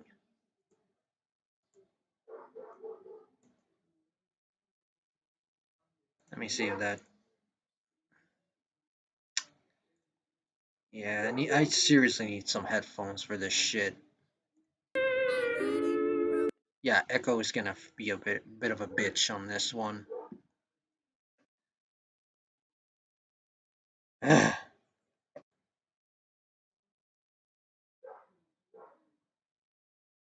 And there's a dog.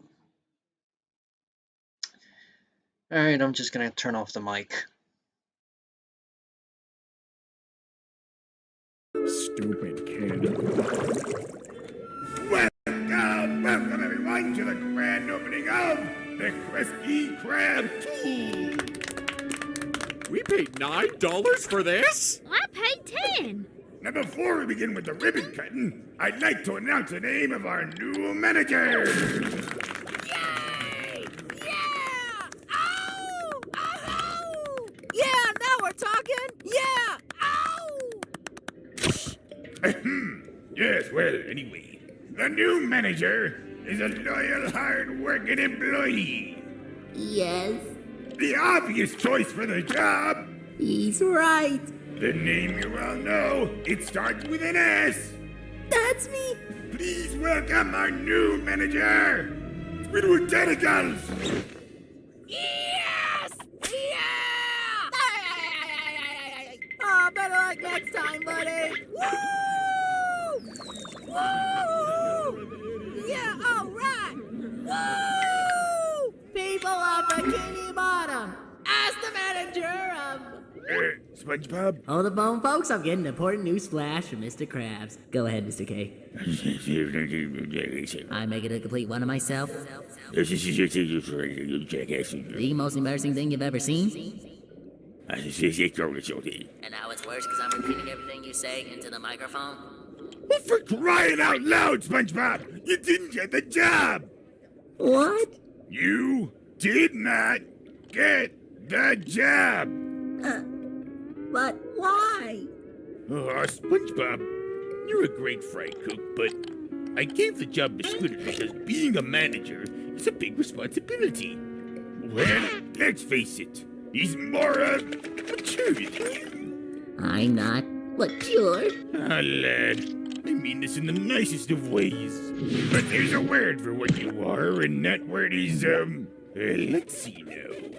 Dork? No, that's not right. Not a dork. A goofball? Closer, but no. A dingly. A knucklehead McSpazatron! Okay, that's enough.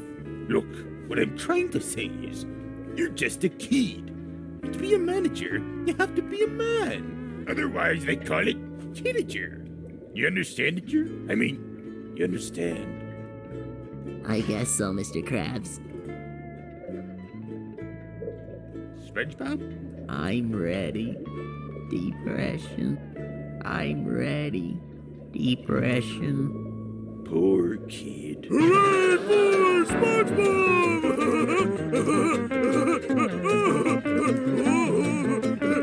Hooray for SpongeBob!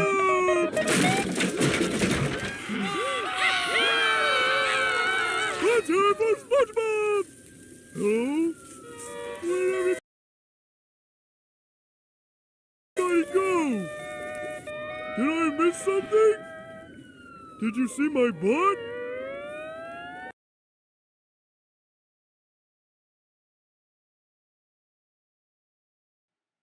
Apparently, I did find a pair of headphones. Let me just set them up to.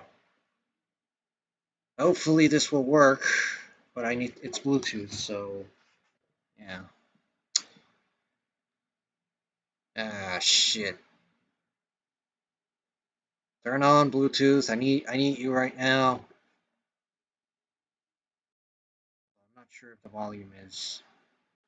Ah, crap. That's what 3 gigabytes of RAM gets you. God damn it.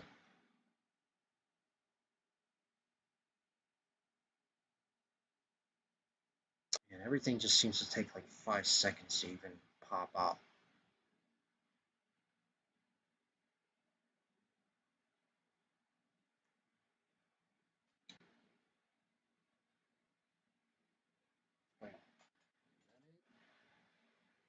Connected? Alright, cool.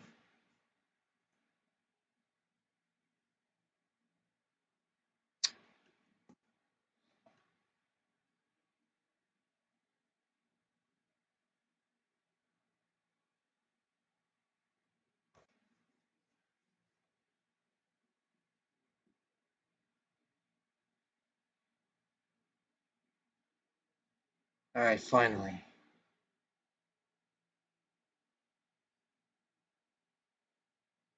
Hopefully this won't crash. I'll never know for sure, but...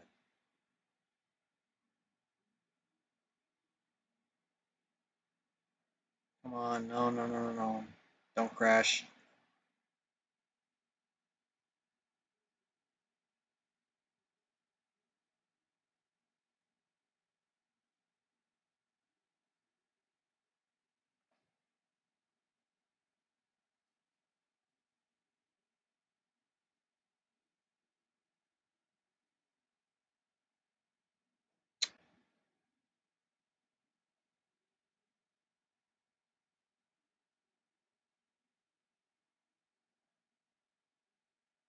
Come on.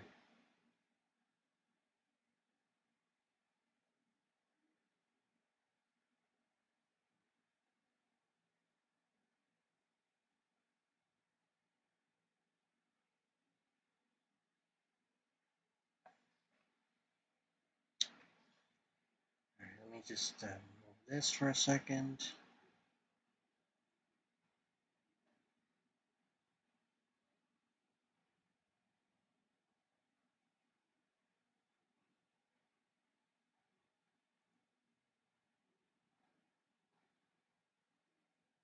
Alright, finally. There we go.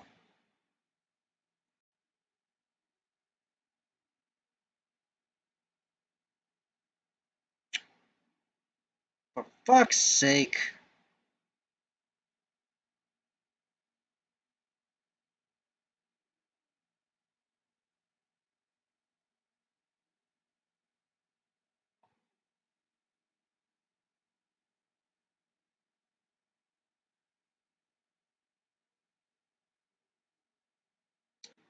Alright, there we go. Finally, it stopped lagging.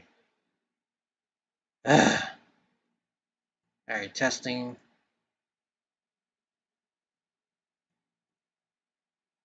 Yeah, there's a bit of a...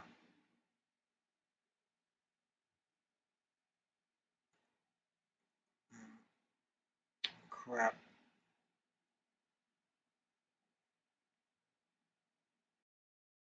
I'll play that now.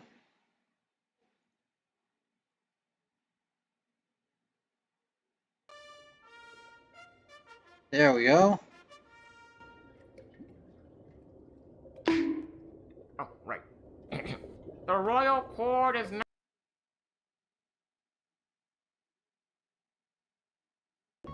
Depression.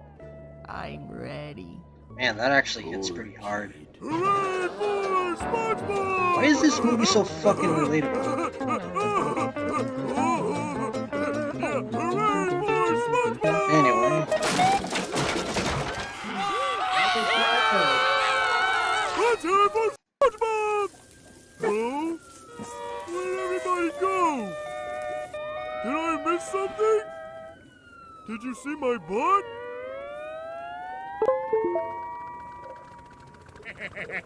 Time to put Plan Z into effect. Starting at the Well, that's Odyssey actually some pretty good Castle animation. in Neptune!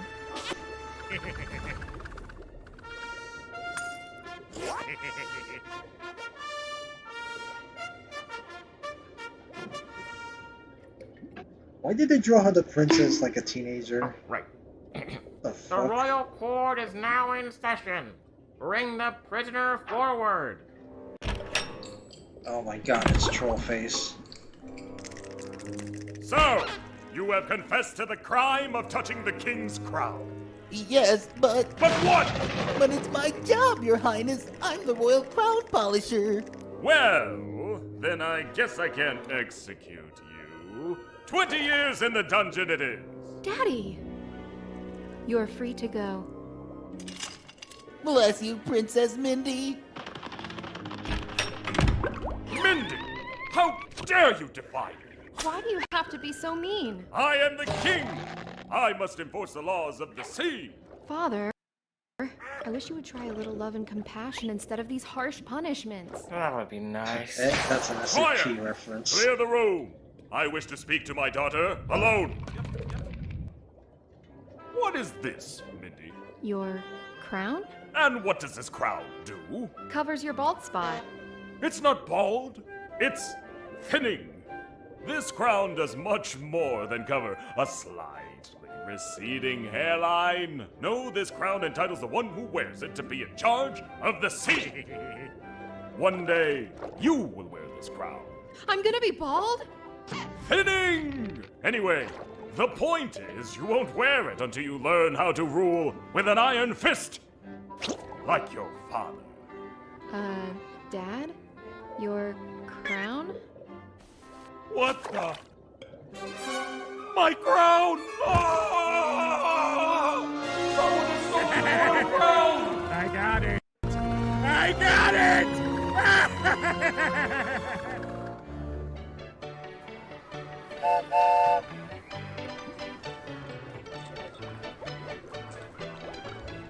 Hey, all you goobers! It's time to say howdy to your favorite undersea peanut, Goofy Goober!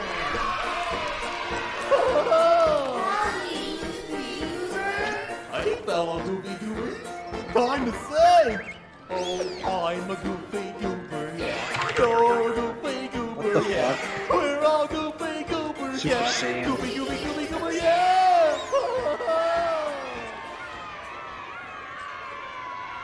Alright. Don't mind the doggo. Alright, get it together, old boy. Hey, you know, I'll just stop thinking about it. Literally, the Goofy Hey, Goofer you know, place is just I a actually freaking feel a bar. little The only better. reason it I doesn't don't look even like that is remember because why it's I a was kid's sad. phone. Hey, it's the new Seriously, this is like the most adult thing to... Wow, the pressure's already setting in. No, Pat, you don't understand. I didn't get the promotion. What? Why? Mr. Krabs thinks I'm a kid. What? That's insane! I know! No saying you're a kid is like saying I'm a kid. Here's your goober meals, sir. I'm supposed to get a toy with this? Thanks. I'm gonna head home, Pat. The Oh my god, that looks so celebration's cute. Are you sure? off. Yeah, I'm not in a goober mood. Okay. See ya. And here's your triple gooberberry sunrise, sir. Yum. Huh. Triple gooberberry sunrise, huh? I guess I could use one of those. Now you're talking. Hey, waiter! We need another one over here. There you go. That's literally a metaphor for drinking. Holy shit. Then again, I think I already know that since I was a kid. Like, they were hiding Boy, that. Pat, that hit the spot. I knew what I'm was up. feeling better already. Yeah. Waiter, let's get another round over here. Also, is anybody... Press F if anybody's in the chat. Oh, Mr. Waiter, 2 more, please. And I see that there's somebody here, but... I don't know. Waiter! Oh, waiter! Waiter! Yeah. Oh, Jesus Christ. Why do I always get the nuts? All right, folks. This one goes out to my 2 bestest friends in the whole world. Yep, he's Patrick getting drunk. And this big peanut guy. It's a little ditty called...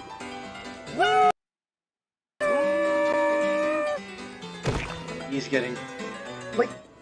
How are they able to get away with this shit? Hey, get up. Hey, come on, buddy. I want to go home. Come on, pal. Ugh. My head. Listen to me. It's 8 in the morning. Go scrape up your friend and get going. Friend? Patrick. Hey, what's up, buddy? Wait, you said 8 o'clock. I'm late for work. Mr. Krabs is gonna be... Mr. Krabs. Now pay attention, Squidward. As new manager, you gotta keep a sharp eye out for paying customers. Yawn.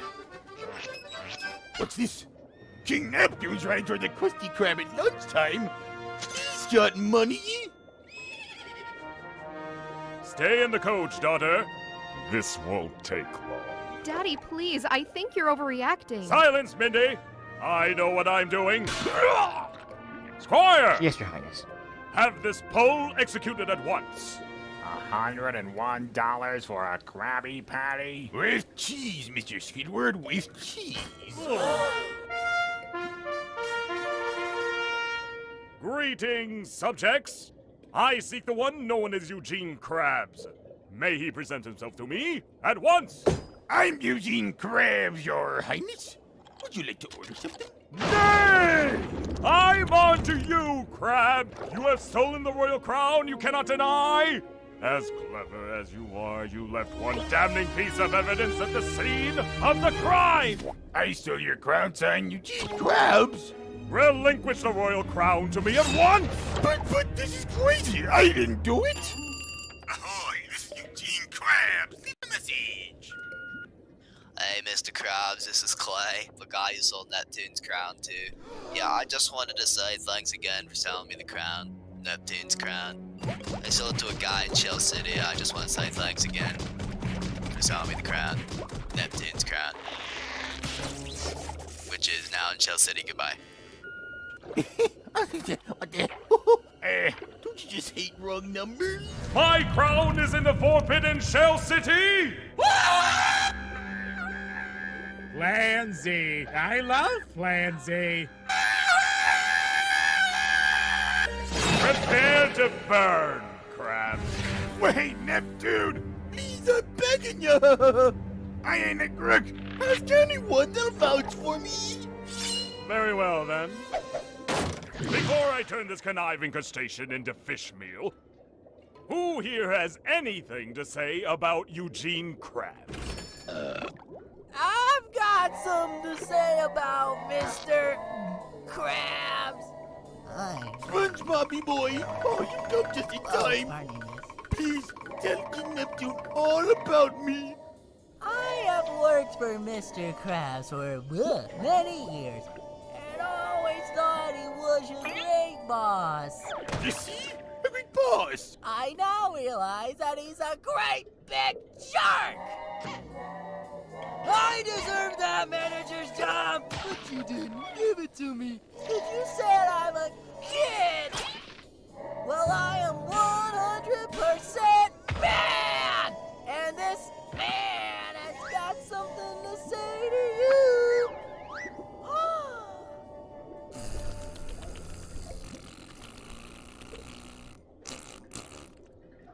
There, I think I make my point.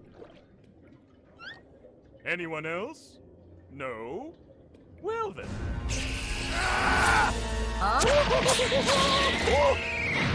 The bats are on fire! Dragon Ball shit. Underwear's on fire! I'm on fire!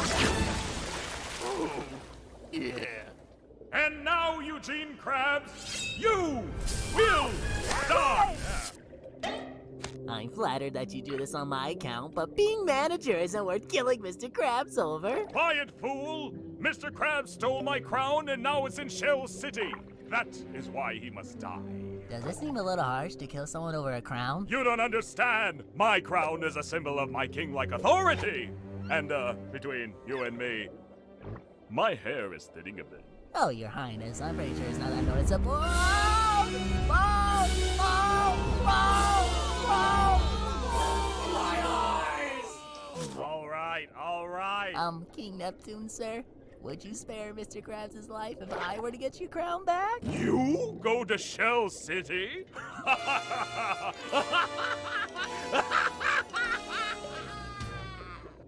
No one who's gone to Shell City has ever returned. What makes you think you could? You're just a kid. But I'm not a kid. I can do it. Run along, I have a crab to cook. No! I won't let you. Very well then. I'll have to fry you both. Daddy, stop it!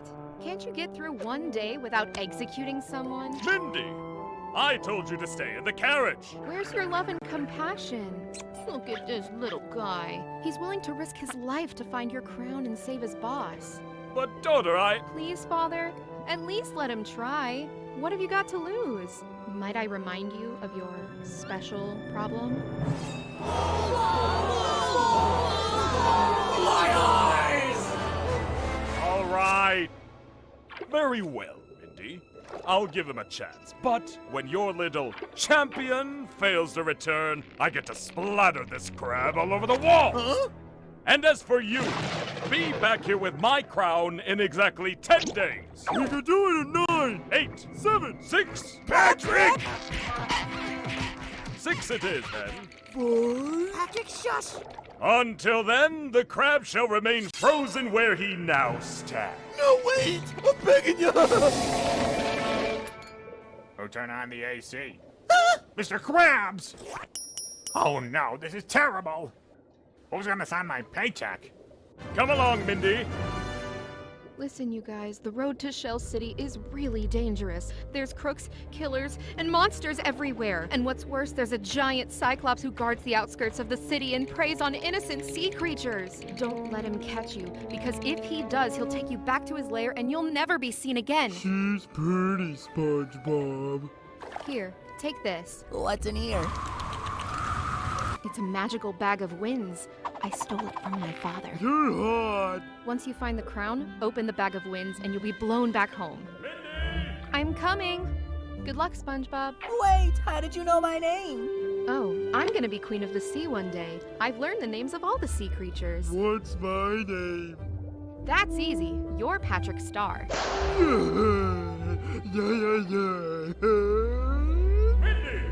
I gotta go. I believe in you guys. Thanks, Mindy.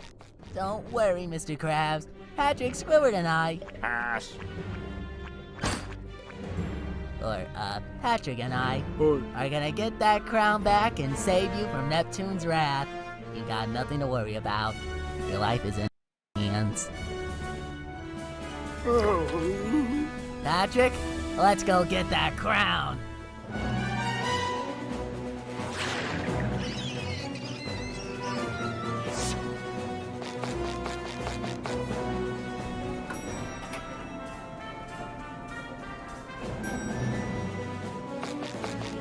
Feast your eyes, Patrick. What is it? The Patty Wagon. Mr. Krabs uses it for promotional reasons. Let me show you some of its features. Sesame seed finish, steel belted pickles, grilled leather interior, and under the hood, a fuel-injected french fryer with dual overhead grease traps. Wow. Yeah, wow. Hey, I thought you didn't have a driver's license. You don't need a license to drive a sandwich.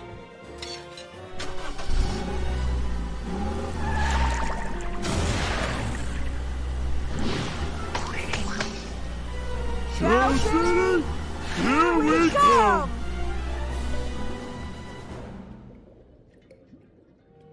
Ding-a-ling!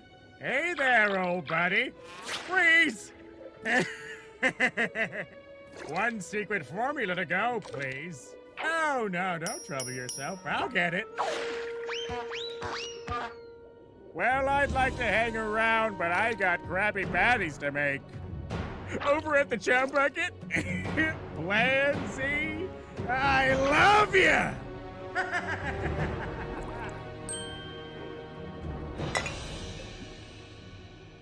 Oh, I'm a goofy goober, yeah. You're a goofy goober, yeah. We're all goofy goobers, yeah. Goofy, goofy, goober, goober, yeah! Fill her up, please. What'll it be, fellas?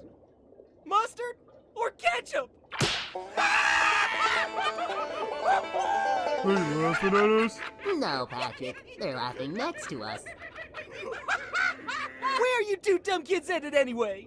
Kids? Now, Patrick, for your information, we are not kids, we are men. And we're off to get King Neptune's crown in Shell City. Shell City? Ain't that the place that's guarded by a killer Cyclops? That's right. Lloyd, take off your hat and respect. Respect for the dead?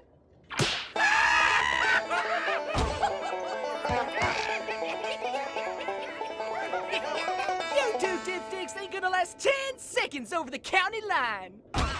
Oh, yeah? We'll see about that. Hey. Out of the car, fellas.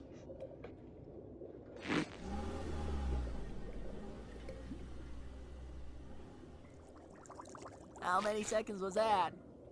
12. In your face! That's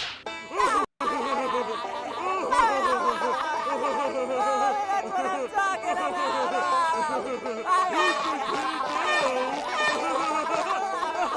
They're dead.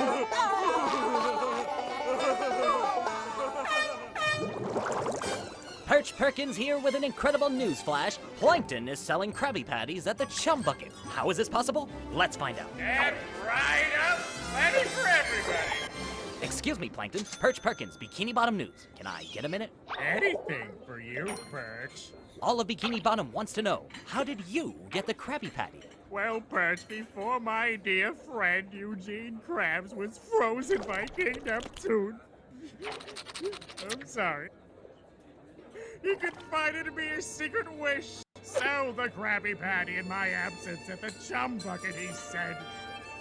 Don't let the flame die out! By the way, act now to get a free Chum Bucket bucket helmet with every purchase. Here you go, Perch. Thanks. Bucket helmets for everyone! I mean, he already got what he wanted. He got the fucking formula. Karen, baby, I've felt this skinny since the day you agreed to be my wife. I never agreed. Evil Plan Z is working perfectly. Nothing can stop me now! Nothing except SpongeBob and his pink friend. My sensors indicate that they're going after the crown. If they make it back, Neptune might discover some fingerprints. Tiny fingerprints. Stubby, tiny fingerprints. Evil Plan Z is way ahead of you, baby. I've already hired someone to take care of those two. He's a vicious, cold-blooded predator!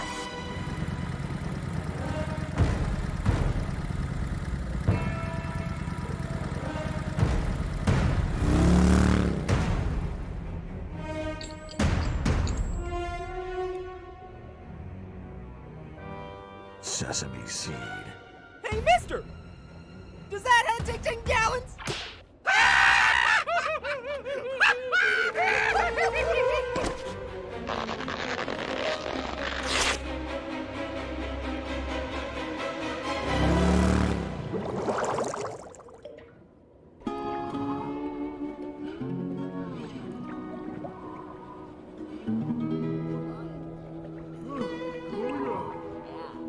Just keep going. Gotta get that crowd. Oh yeah.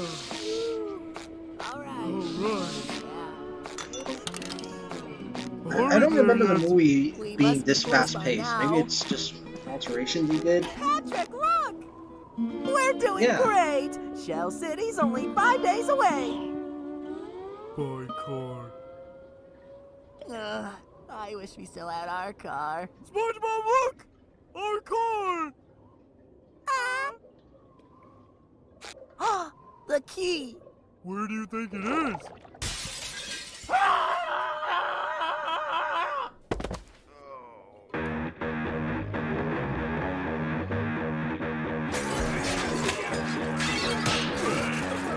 Hey look, it's that villain guy from Mermaid Man. There it is, Pat. A key! Now how are we gonna get it? I know. Walk in and ask him for it. What are you looking at? Patrick, that's a terrible idea. Sorry. I know. I'll go in and create the distraction, and you get the key. Wait, I want to do the distraction. Okay, I guess it really doesn't matter who does the distraction.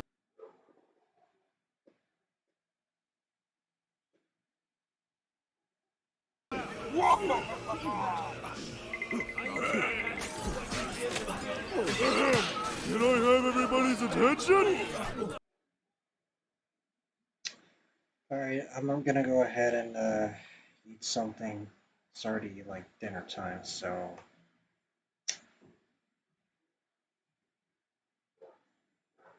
anyway.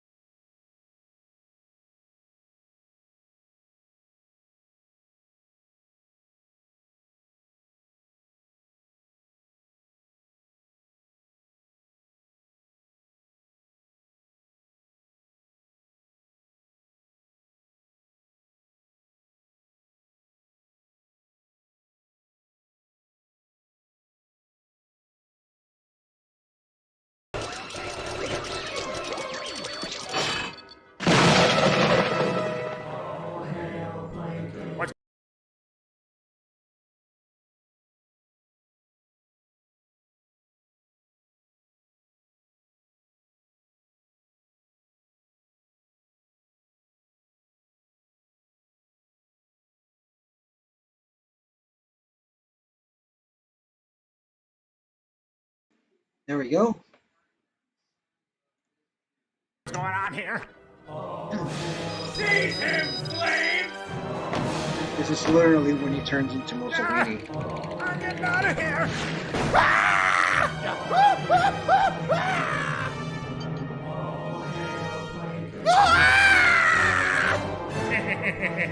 Who can stop me now? Who?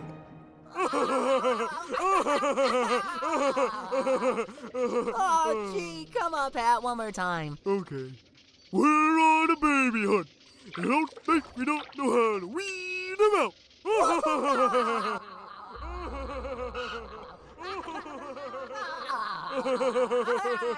Weed 'em out.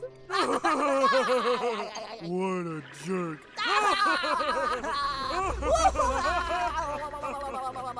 Whoa, this road's kind of bumpy here. You know, SpongeBob, there's a lesson to be learned from all this. What's that, Patrick? A bubble-blowing double baby doesn't belong out here in man's country. Yeah. Wait, we blew that bubble.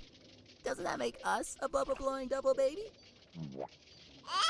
Hey, look, free ice cream!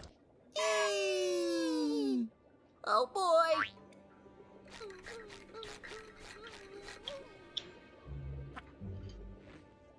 Honestly, this has to be the darkest SpongeBob movie ever made. Wait a minute. Wait a minute! SpongeBob! Yeah? Make mine a chocolate! Got you covered. Two, please. Certainly. Yeah, and the old lady is as creepy as she actually is in the movie. All right, Padlet. You can let go. I said let go, please. Ugh. Ugh. What is this?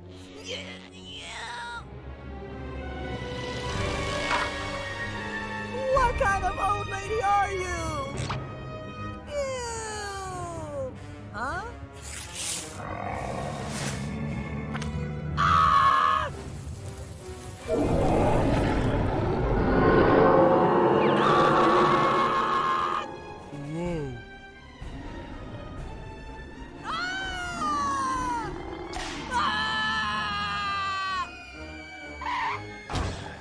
Did you get the ice cream?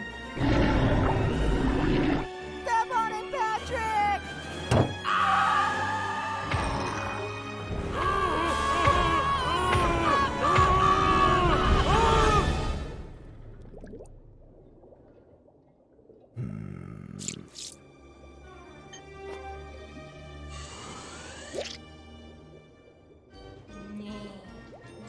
Hey! You may not know it, cowboy, but we got a rule around here about blowing bubbles. All bubble blowing babies will be beat senseless by.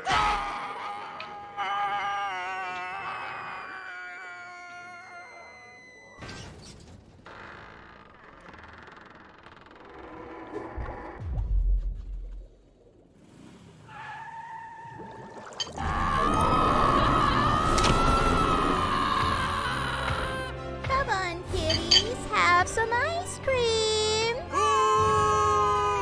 I'll let you pet Mr. Whiskers. Jump for it, Patrick!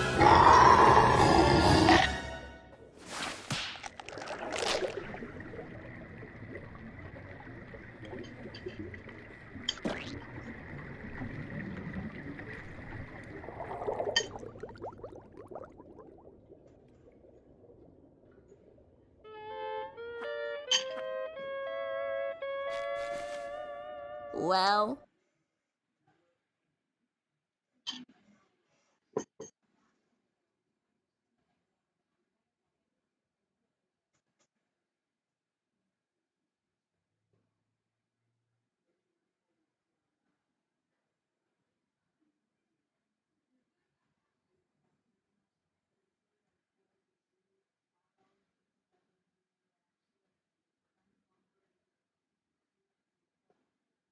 we lost our car again. Well, never mind the car. Where's the road? Road, road, road, road, road, road, road, road. Sorry. There's the road. On the other side of this deep, dark, dangerous, Hazardous, hazardous, monster infested. yeah, monster infested trench. Hey, SpongeBob, look! Here's a way down.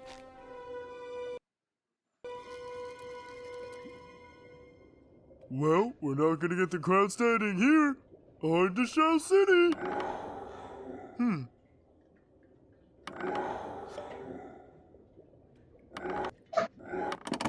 Hey, look, it's making noise. SpongeBob? Well, hey, where you going? I'm going home, Patrick. But what about Mr. Krabs? What about us? We'll never survive in that trench. You said it yourself. This is man's country. And let's face it, Pat. We're just kids. We're not kids. Open your eyes, Patrick! We blow bubbles, we eat ice cream, we worship a dancing peanut for corn's sake. We don't belong out here! We do not worship him. Patrick, you've been wearing the same Goofy Goober Peanut Party underpants for 3 years straight! What do you call that? Worship? Oh, you're right, SpongeBob. We are kids.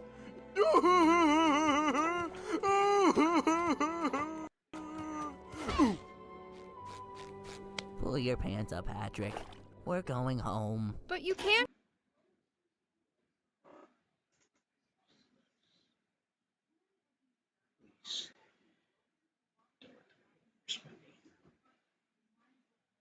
Just bring the justice and tell him. Can't go home. Mindy!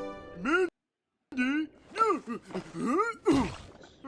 How much did you hear? I heard enough. Did you see my underwear? No, Patrick. Did you want to? Look, guys, you may be kids, but you're the only ones left who can get that crown. What do you mean the only ones left? Things have gotten a lot worse since you left Bikini Bottom.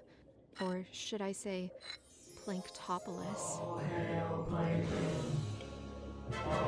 No resting! This monument celebrating my glory is gonna build itself! Move faster! Oh my gosh! Patrick, look! Plankton's turned everybody we know into slaves! Squidward, Sandy, Mrs. Puff, even Gary. Can't your father do something? My father's too distracted by his bald spot to do anything. Squire, will you hurry? So you see, you can't quit. The fate of Bikini Bottom rests in your hands. But we're just... Hey, it doesn't matter if you're kids. And what's wrong with being a kid anyway? Kids rule. You don't need to be a man to do this. You just gotta believe in yourself. You just gotta believe! I believe. That's the spirit. I believe that everybody that we know is a goner! Come on, guys. Guys. Guys? Ew! Meanwhile...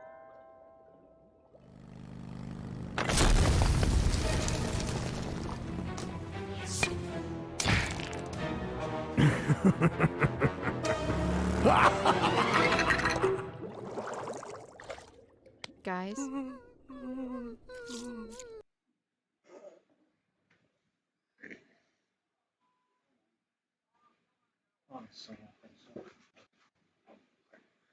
I'm gonna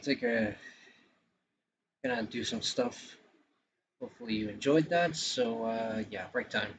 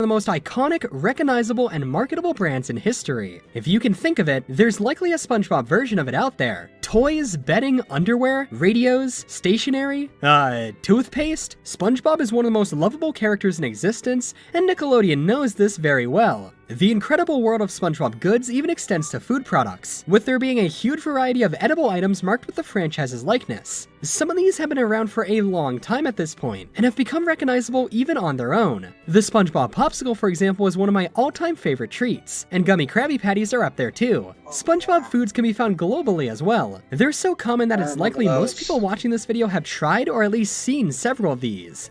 It's quite fitting for there to be such a vast legacy of food and food tie-ins for a character who makes delicious food himself. I think it's time we paid tribute to some of these delectable SpongeBob foods from over the years. And with all of that said, let's begin. Yeah, I remember eating those Krabby Patty So picture this. thingies. It's summer break and your family took you on a day trip to the beach. You're already having a pretty good time, but your heart soars the second you hear that familiar tune.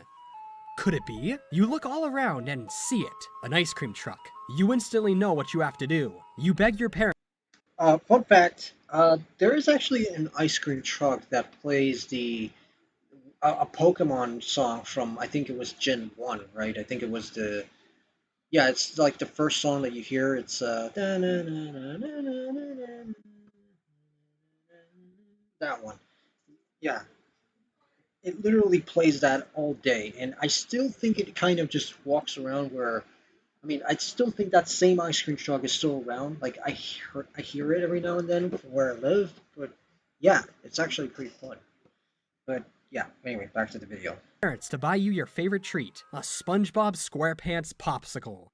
What is certainly the most famous character ice cream treat, the SpongeBob Popsicle has been a popular addition to ice cream truck lineups for many years. Made by the original Popsicle company, the SpongeBob bar is a delicious blend of fruit punch and cotton candy ice, topped with bubblegum eyeballs. This Sponge bar is just one of many like it based off of popular characters. Though while a lot of them fade alongside the character's relevancy, this is one of the few that have stood the test of time. Sorry Chucky Finster, but SpongeBob's got you beat. The bar was first introduced as early as 2002. What you're looking at is one of the earliest adverts given to ice cream vendors to promote the bar. Here's what the original wrapper of the ice cream looked like. I just love the original look of SpongeBob products. The use of greens complements the yellows and blues very well. The original series style guides are a treasure trove of great product design.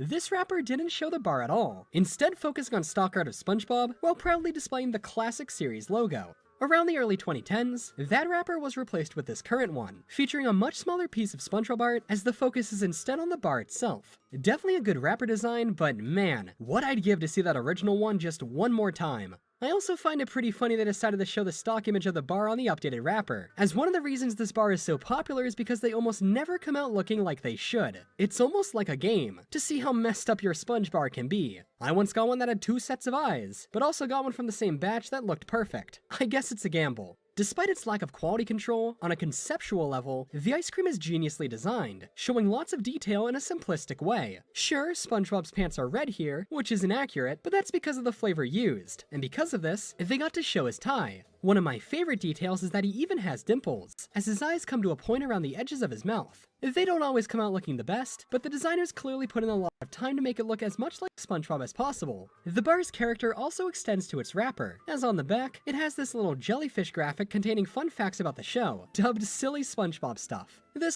whole product just oozes fun and tastes great too. I know these gumball bars aren't for everyone, but I'm gonna be honest, I wouldn't be surprised if I've had over 1,000 of these in my lifetime. Back in the day, my grandma used to come home with them all the time. After that, for a few years, it was pretty hard for me to find them, but a few years ago, a convenience store near me started stocking it, and now I see them everywhere. So now I can stock up on Sponge bars whenever I please, which, let's be honest, is basically every day. This is and forever will be my favorite ice cream treat and my favorite SpongeBob food item in general, and it seems I'm not alone. The bar has reached popularity levels so high in fact, merchandise based off of it has been released. In 2019, the company Alpha Group Toys launched a new line of novelty SpongeBob figurines, and they went full in with the license. While some of their offerings look fairly standard, many of these highly detailed figurines are based off of popular memes or specific moments from the show, titled their Sponge Pop Culture Pants line of figures. Alpha Toys look to win the respect of SpongeBob fans everywhere with figures of Dabbing Squidward, SpongeGar, Surprised Patrick, and more. If nothing else, seeing that the show's memes are now a part of its own marketing is pretty interesting. The Alpha Toys release I was most excited about, however, were these. A set of 4 vinyl Spongesicle figures, obviously based off of the Spongebob Popsicle. There are 4 different styles to collect, all playing off of the bar's varying quality control, being based off of actual messed up ones people have found over the years. Along with that being a great concept on its own, these non-edible figurines are pineapple scented, and make for a great novelty gift for fans of the treat. Honestly, I wish more of these bars got this figure treatment. I'm sure it would be a complicated process, as you'd have to get the okay from not just the ice cream designers, but the actual license holders too, but a full series of figures based off of these licensed bars would be a smash hit. Plus, it would be a great way to immortalize these nostalgic designs in a way that doesn't involve keeping extremely out-of-date ice cream in your freezer. Many of these were a huge part of people's childhoods, and it's always sad when one gets discontinued. Speaking of that, you know what? Many people question why SpongeBob is still on the air, and how the brand remains so integral to pop culture even today. This popsicle alone makes me hope he never fades from relevancy. If SpongeBob was ever cancelled, that would mean this would go out of production and it would be gone forever. Could we really live with that? As messed up as the world can get, as long as there's the SpongeBob bar, we'll be okay. This actually isn't the only SpongeBob ice cream product out there. Back in 2002, the company Breyers featured SpongeBob on certain releases. And if you thought the Popsicle SpongeBob looked weird, check this one out. This caramel and chocolate bar comes from Peter's Ice Cream, an Australian company. This one does sound very tasty, but the solid blue eyes and discolored figure is likely off-putting to many. In my eyes, nothing can beat the classic Sponge Bar, but it's not the only creative piece of SpongeBob food out there. Let's move on and take a look at one that I would say actually rivals its popularity.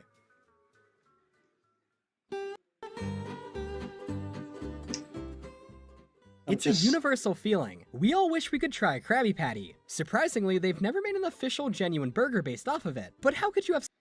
I'm pretty sure the Krabby Patty would just taste like one of those really well-made homemade burgers that you would see in a proper restaurant. I imagine that it would taste a lot like that.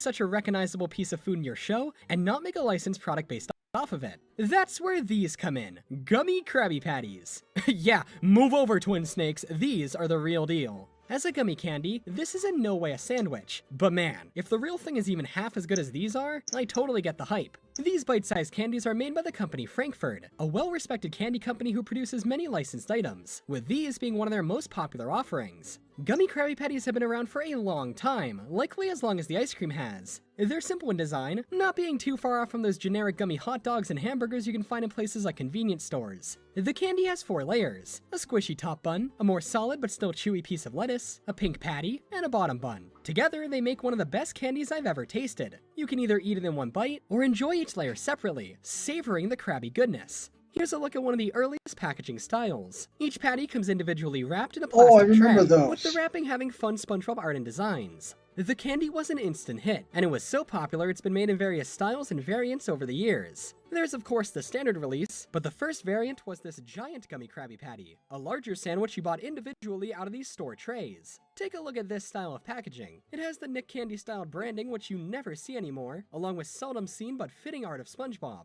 The Nick Candy brand was used on all Nickelodeon-themed candies for some time, but has since been phased out. Over the years, they've gotten a little crazy with these variants, but I'm all for it. For example, here's a 1-pounder gummy Krabby Patty. Could I interest you in this gummy Krabby Patty lollipop? A lot of these variants are made for holidays such as Christmas or Easter. Similar to other candies like Reese's, they have Christmas tree-shaped patties, Easter egg-shaped ones, candy corn ones, and even heart-shaped patties. These ones...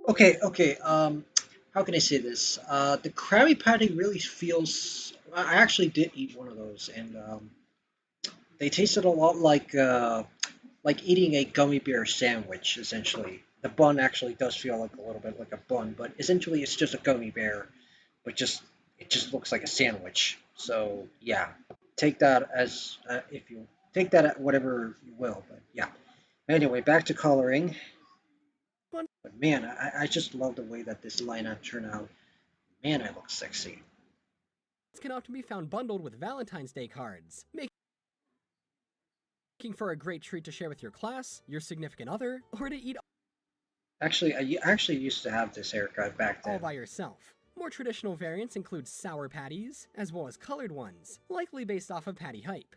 My heart will always belong to the Sponge Bar, but I think we can all agree that these are pretty dang good. Why pay hundreds for a 5-star dinner meal at a fancy restaurant when you could get a pack of these for a few bucks at your local grocery store? No other sandwich beats it. The Big Mac? Please. Five Guys burgers and fries? All 5 of them can sit down because they're not better than this. Now, not only is the snack pretty good, it's also left a huge cultural impact. For example, it inspired the acclaimed YouTube video Throwing a Giant Gummy Krabby Patty to the Fire, one of the all-time best videos on the site. With all the variants and styles that have existed over the years, this is for sure up there with the Popsicle as one of the all-time SpongeBob food kings, and it rightfully deserves to be. Just such a simple but great idea for a candy, and thankfully, it's one that even if the SpongeBob license ever expired, Frankfurt could probably keep making them, just as generic gummy hamburgers. They're not the easiest to find, as not a ton of stores carry them, especially not the huge bags, but they're up there with my favorite candies of all time.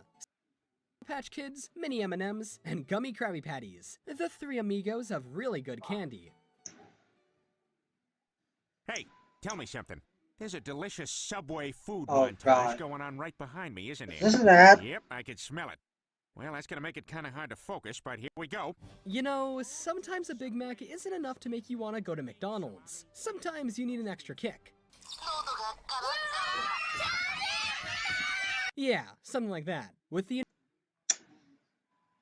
Yeah, one reason I don't want to have children.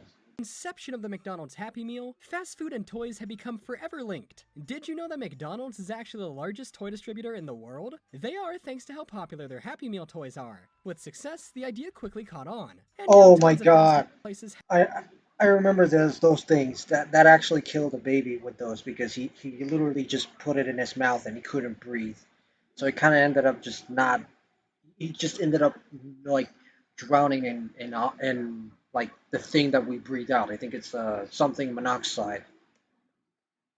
Jesus Christ, those toys are death traps. have their own toy promotions. It really is genius marketing. Fans of the licenses will beg their parents to go to the restaurant because they want the toy, but then when they also enjoy the food, they'll become repeat customers. The first time I ever stepped foot into a Subway was to get a Phineas and Ferb toy back when they had a promotion in 2008. Cartoon fast food tie-ins are in no way unique, but SpongeBob is a series that has seen more than almost any other. It feels like there's always a promotion going on somewhere at all times, even today. While he's made appearances at many restaurants, when it comes to SpongeBob fast food toys, Burger King reigns supreme. In the United States, Burger King was the main fast food license holder for the show from 2001 to 2011. I'm sure these commercials and toys bring back a ton of memories. In June of 2001, they released their first set of toys which were included in every Big Kids meal. There were 7 toys to collect, all having unique play features that allowed you to use them both on land and the water, making for some innovative and on-brand toys. As per usual, the promotion lasted 4 weeks, and it proved to be very popular. In March of 2003, SpongeBob returned to the Big Kids meal with another set of 8 collectible toys. These were essentially a second wave of the toys, keeping what made the first set so popular, continuing to strengthen the bond between SpongeBob and Burger King. In 2004, when the SpongeBob movie was coming out, BK really kicked it into high gear, releasing 12 toys based off the film. The promotion launched on November 3rd, 2004, and would last until January 3rd, 2005. Along with the 12 toys, a fully animated commercial was produced too, along with tons of promotional material. In addition to the toys and the commercials, one of the most memorable forms of advertising Burger King did for the SpongeBob movie came in the form of these, approximately 14 feet tall Spongebob Inflatables that were hung on top of the restaurants. Hundreds of these were produced for the many Burger King locations nationwide, and promoted both the movie and the restaurants themselves. This actually used to be a pretty common form of Burger King marketing. A similar promotion was held with these inflatable Darth Vaders, which rode atop BK locations a year later in 2005 to promote the release of Revenge of the Sith. These were real eye-catchers. There was also this rather creepy-looking one for Shrek 2, one for Spider-Man 2, but none are as infamous as the SpongeBob. Why is that? Well, for one reason or another, these Burger King inflatable SpongeBobs became the victims of countless cases of sponge napping. And they don't think he ran home to his pineapple under Wait, the sea. what? But one local restaurant wants to know, where'd SpongeBob go? A 14-foot tall version of the popular cartoon Who character steals that SpongeBob shit? Squarepants sat atop the Burger King on 21st Street in Lewiston for the last month. Who the fuck It is steals until an the early morning inflatable? hours yesterday. How are you Lewiston supposed to police say resell sometime that? Before opening Tuesday morning, Anyway. thieves apparently made off with the inflatable straw. Sometime before the they don't think he ran home. Burger King inflatable And home to his pineapple under the sea, but one local restaurant wants to know, where'd SpongeBob go? A 14-foot tall version of the popular cartoon character SpongeBob Squarepants sat atop the Burger King on 21st Street in Lewiston for the last month. That is until the early morning hours yesterday. Lewiston police say sometime before opening Tuesday morning, thieves apparently made off with the inflatable structure. LPD says the only evidence they have so far are footprints on the roof where ropes that held SpongeBob down were cut. Shortly after the promotion began, BK locations in over 10 states across America began reporting that their SpongeBob inflatables were stolen. The employees went to work and he was just gone. It seemed that during the night, there were groups of savage thieves who went to the restaurant not to vandalize it or anything, but to steal SpongeBob. This was a serious problem and was such a common crime, several news channels reported on it. While it was mostly treated as a joke, the balloon was valued at around $600 to $1,000, given their size, their limited production, and them being tied to a valuable brand. In fact, several of them ended up being sold online on sites like eBay for a lot of money, though I'm sure the sellers were highly questioned. One location in Minnesota received a ransom note related to the inflatable. Perhaps the thieves were looking for the Krabby Patty secret formula? It got so bad that in December 2004, Burger King issued a statement that if any of the stolen inflatables were returned, the hero would receive a year's worth of weekly Whoppers. Well, a fine deal. Who would take up that offer? Give me the inflatable SpongeBob. This ain't no Alibaba sponge blow-up, this is the real thing. Stories about this inflatable Bob continued into the new year. February 13th, 2005, giant SpongeBob rescued from house fire. This case occurred in Virginia. A house fire was set off in a vacant home, and while no one was there, firefighters did discover one of these stolen SpongeBobs, thankfully unharmed. While it's likely these were stolen due to their potentially high resale value, some were given back, and no serious charges were pressed on anyone from what I can see. Who would steal a balloon? It's not even Free Balloon Day.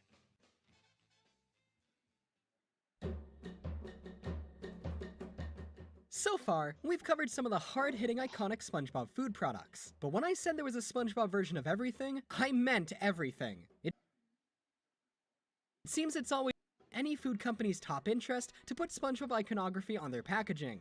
For example, Kraft. SpongeBob and them go way back. Kraft mac and cheese is a staple of American dinners, and as it tends to be a popular choice for kids, the company has released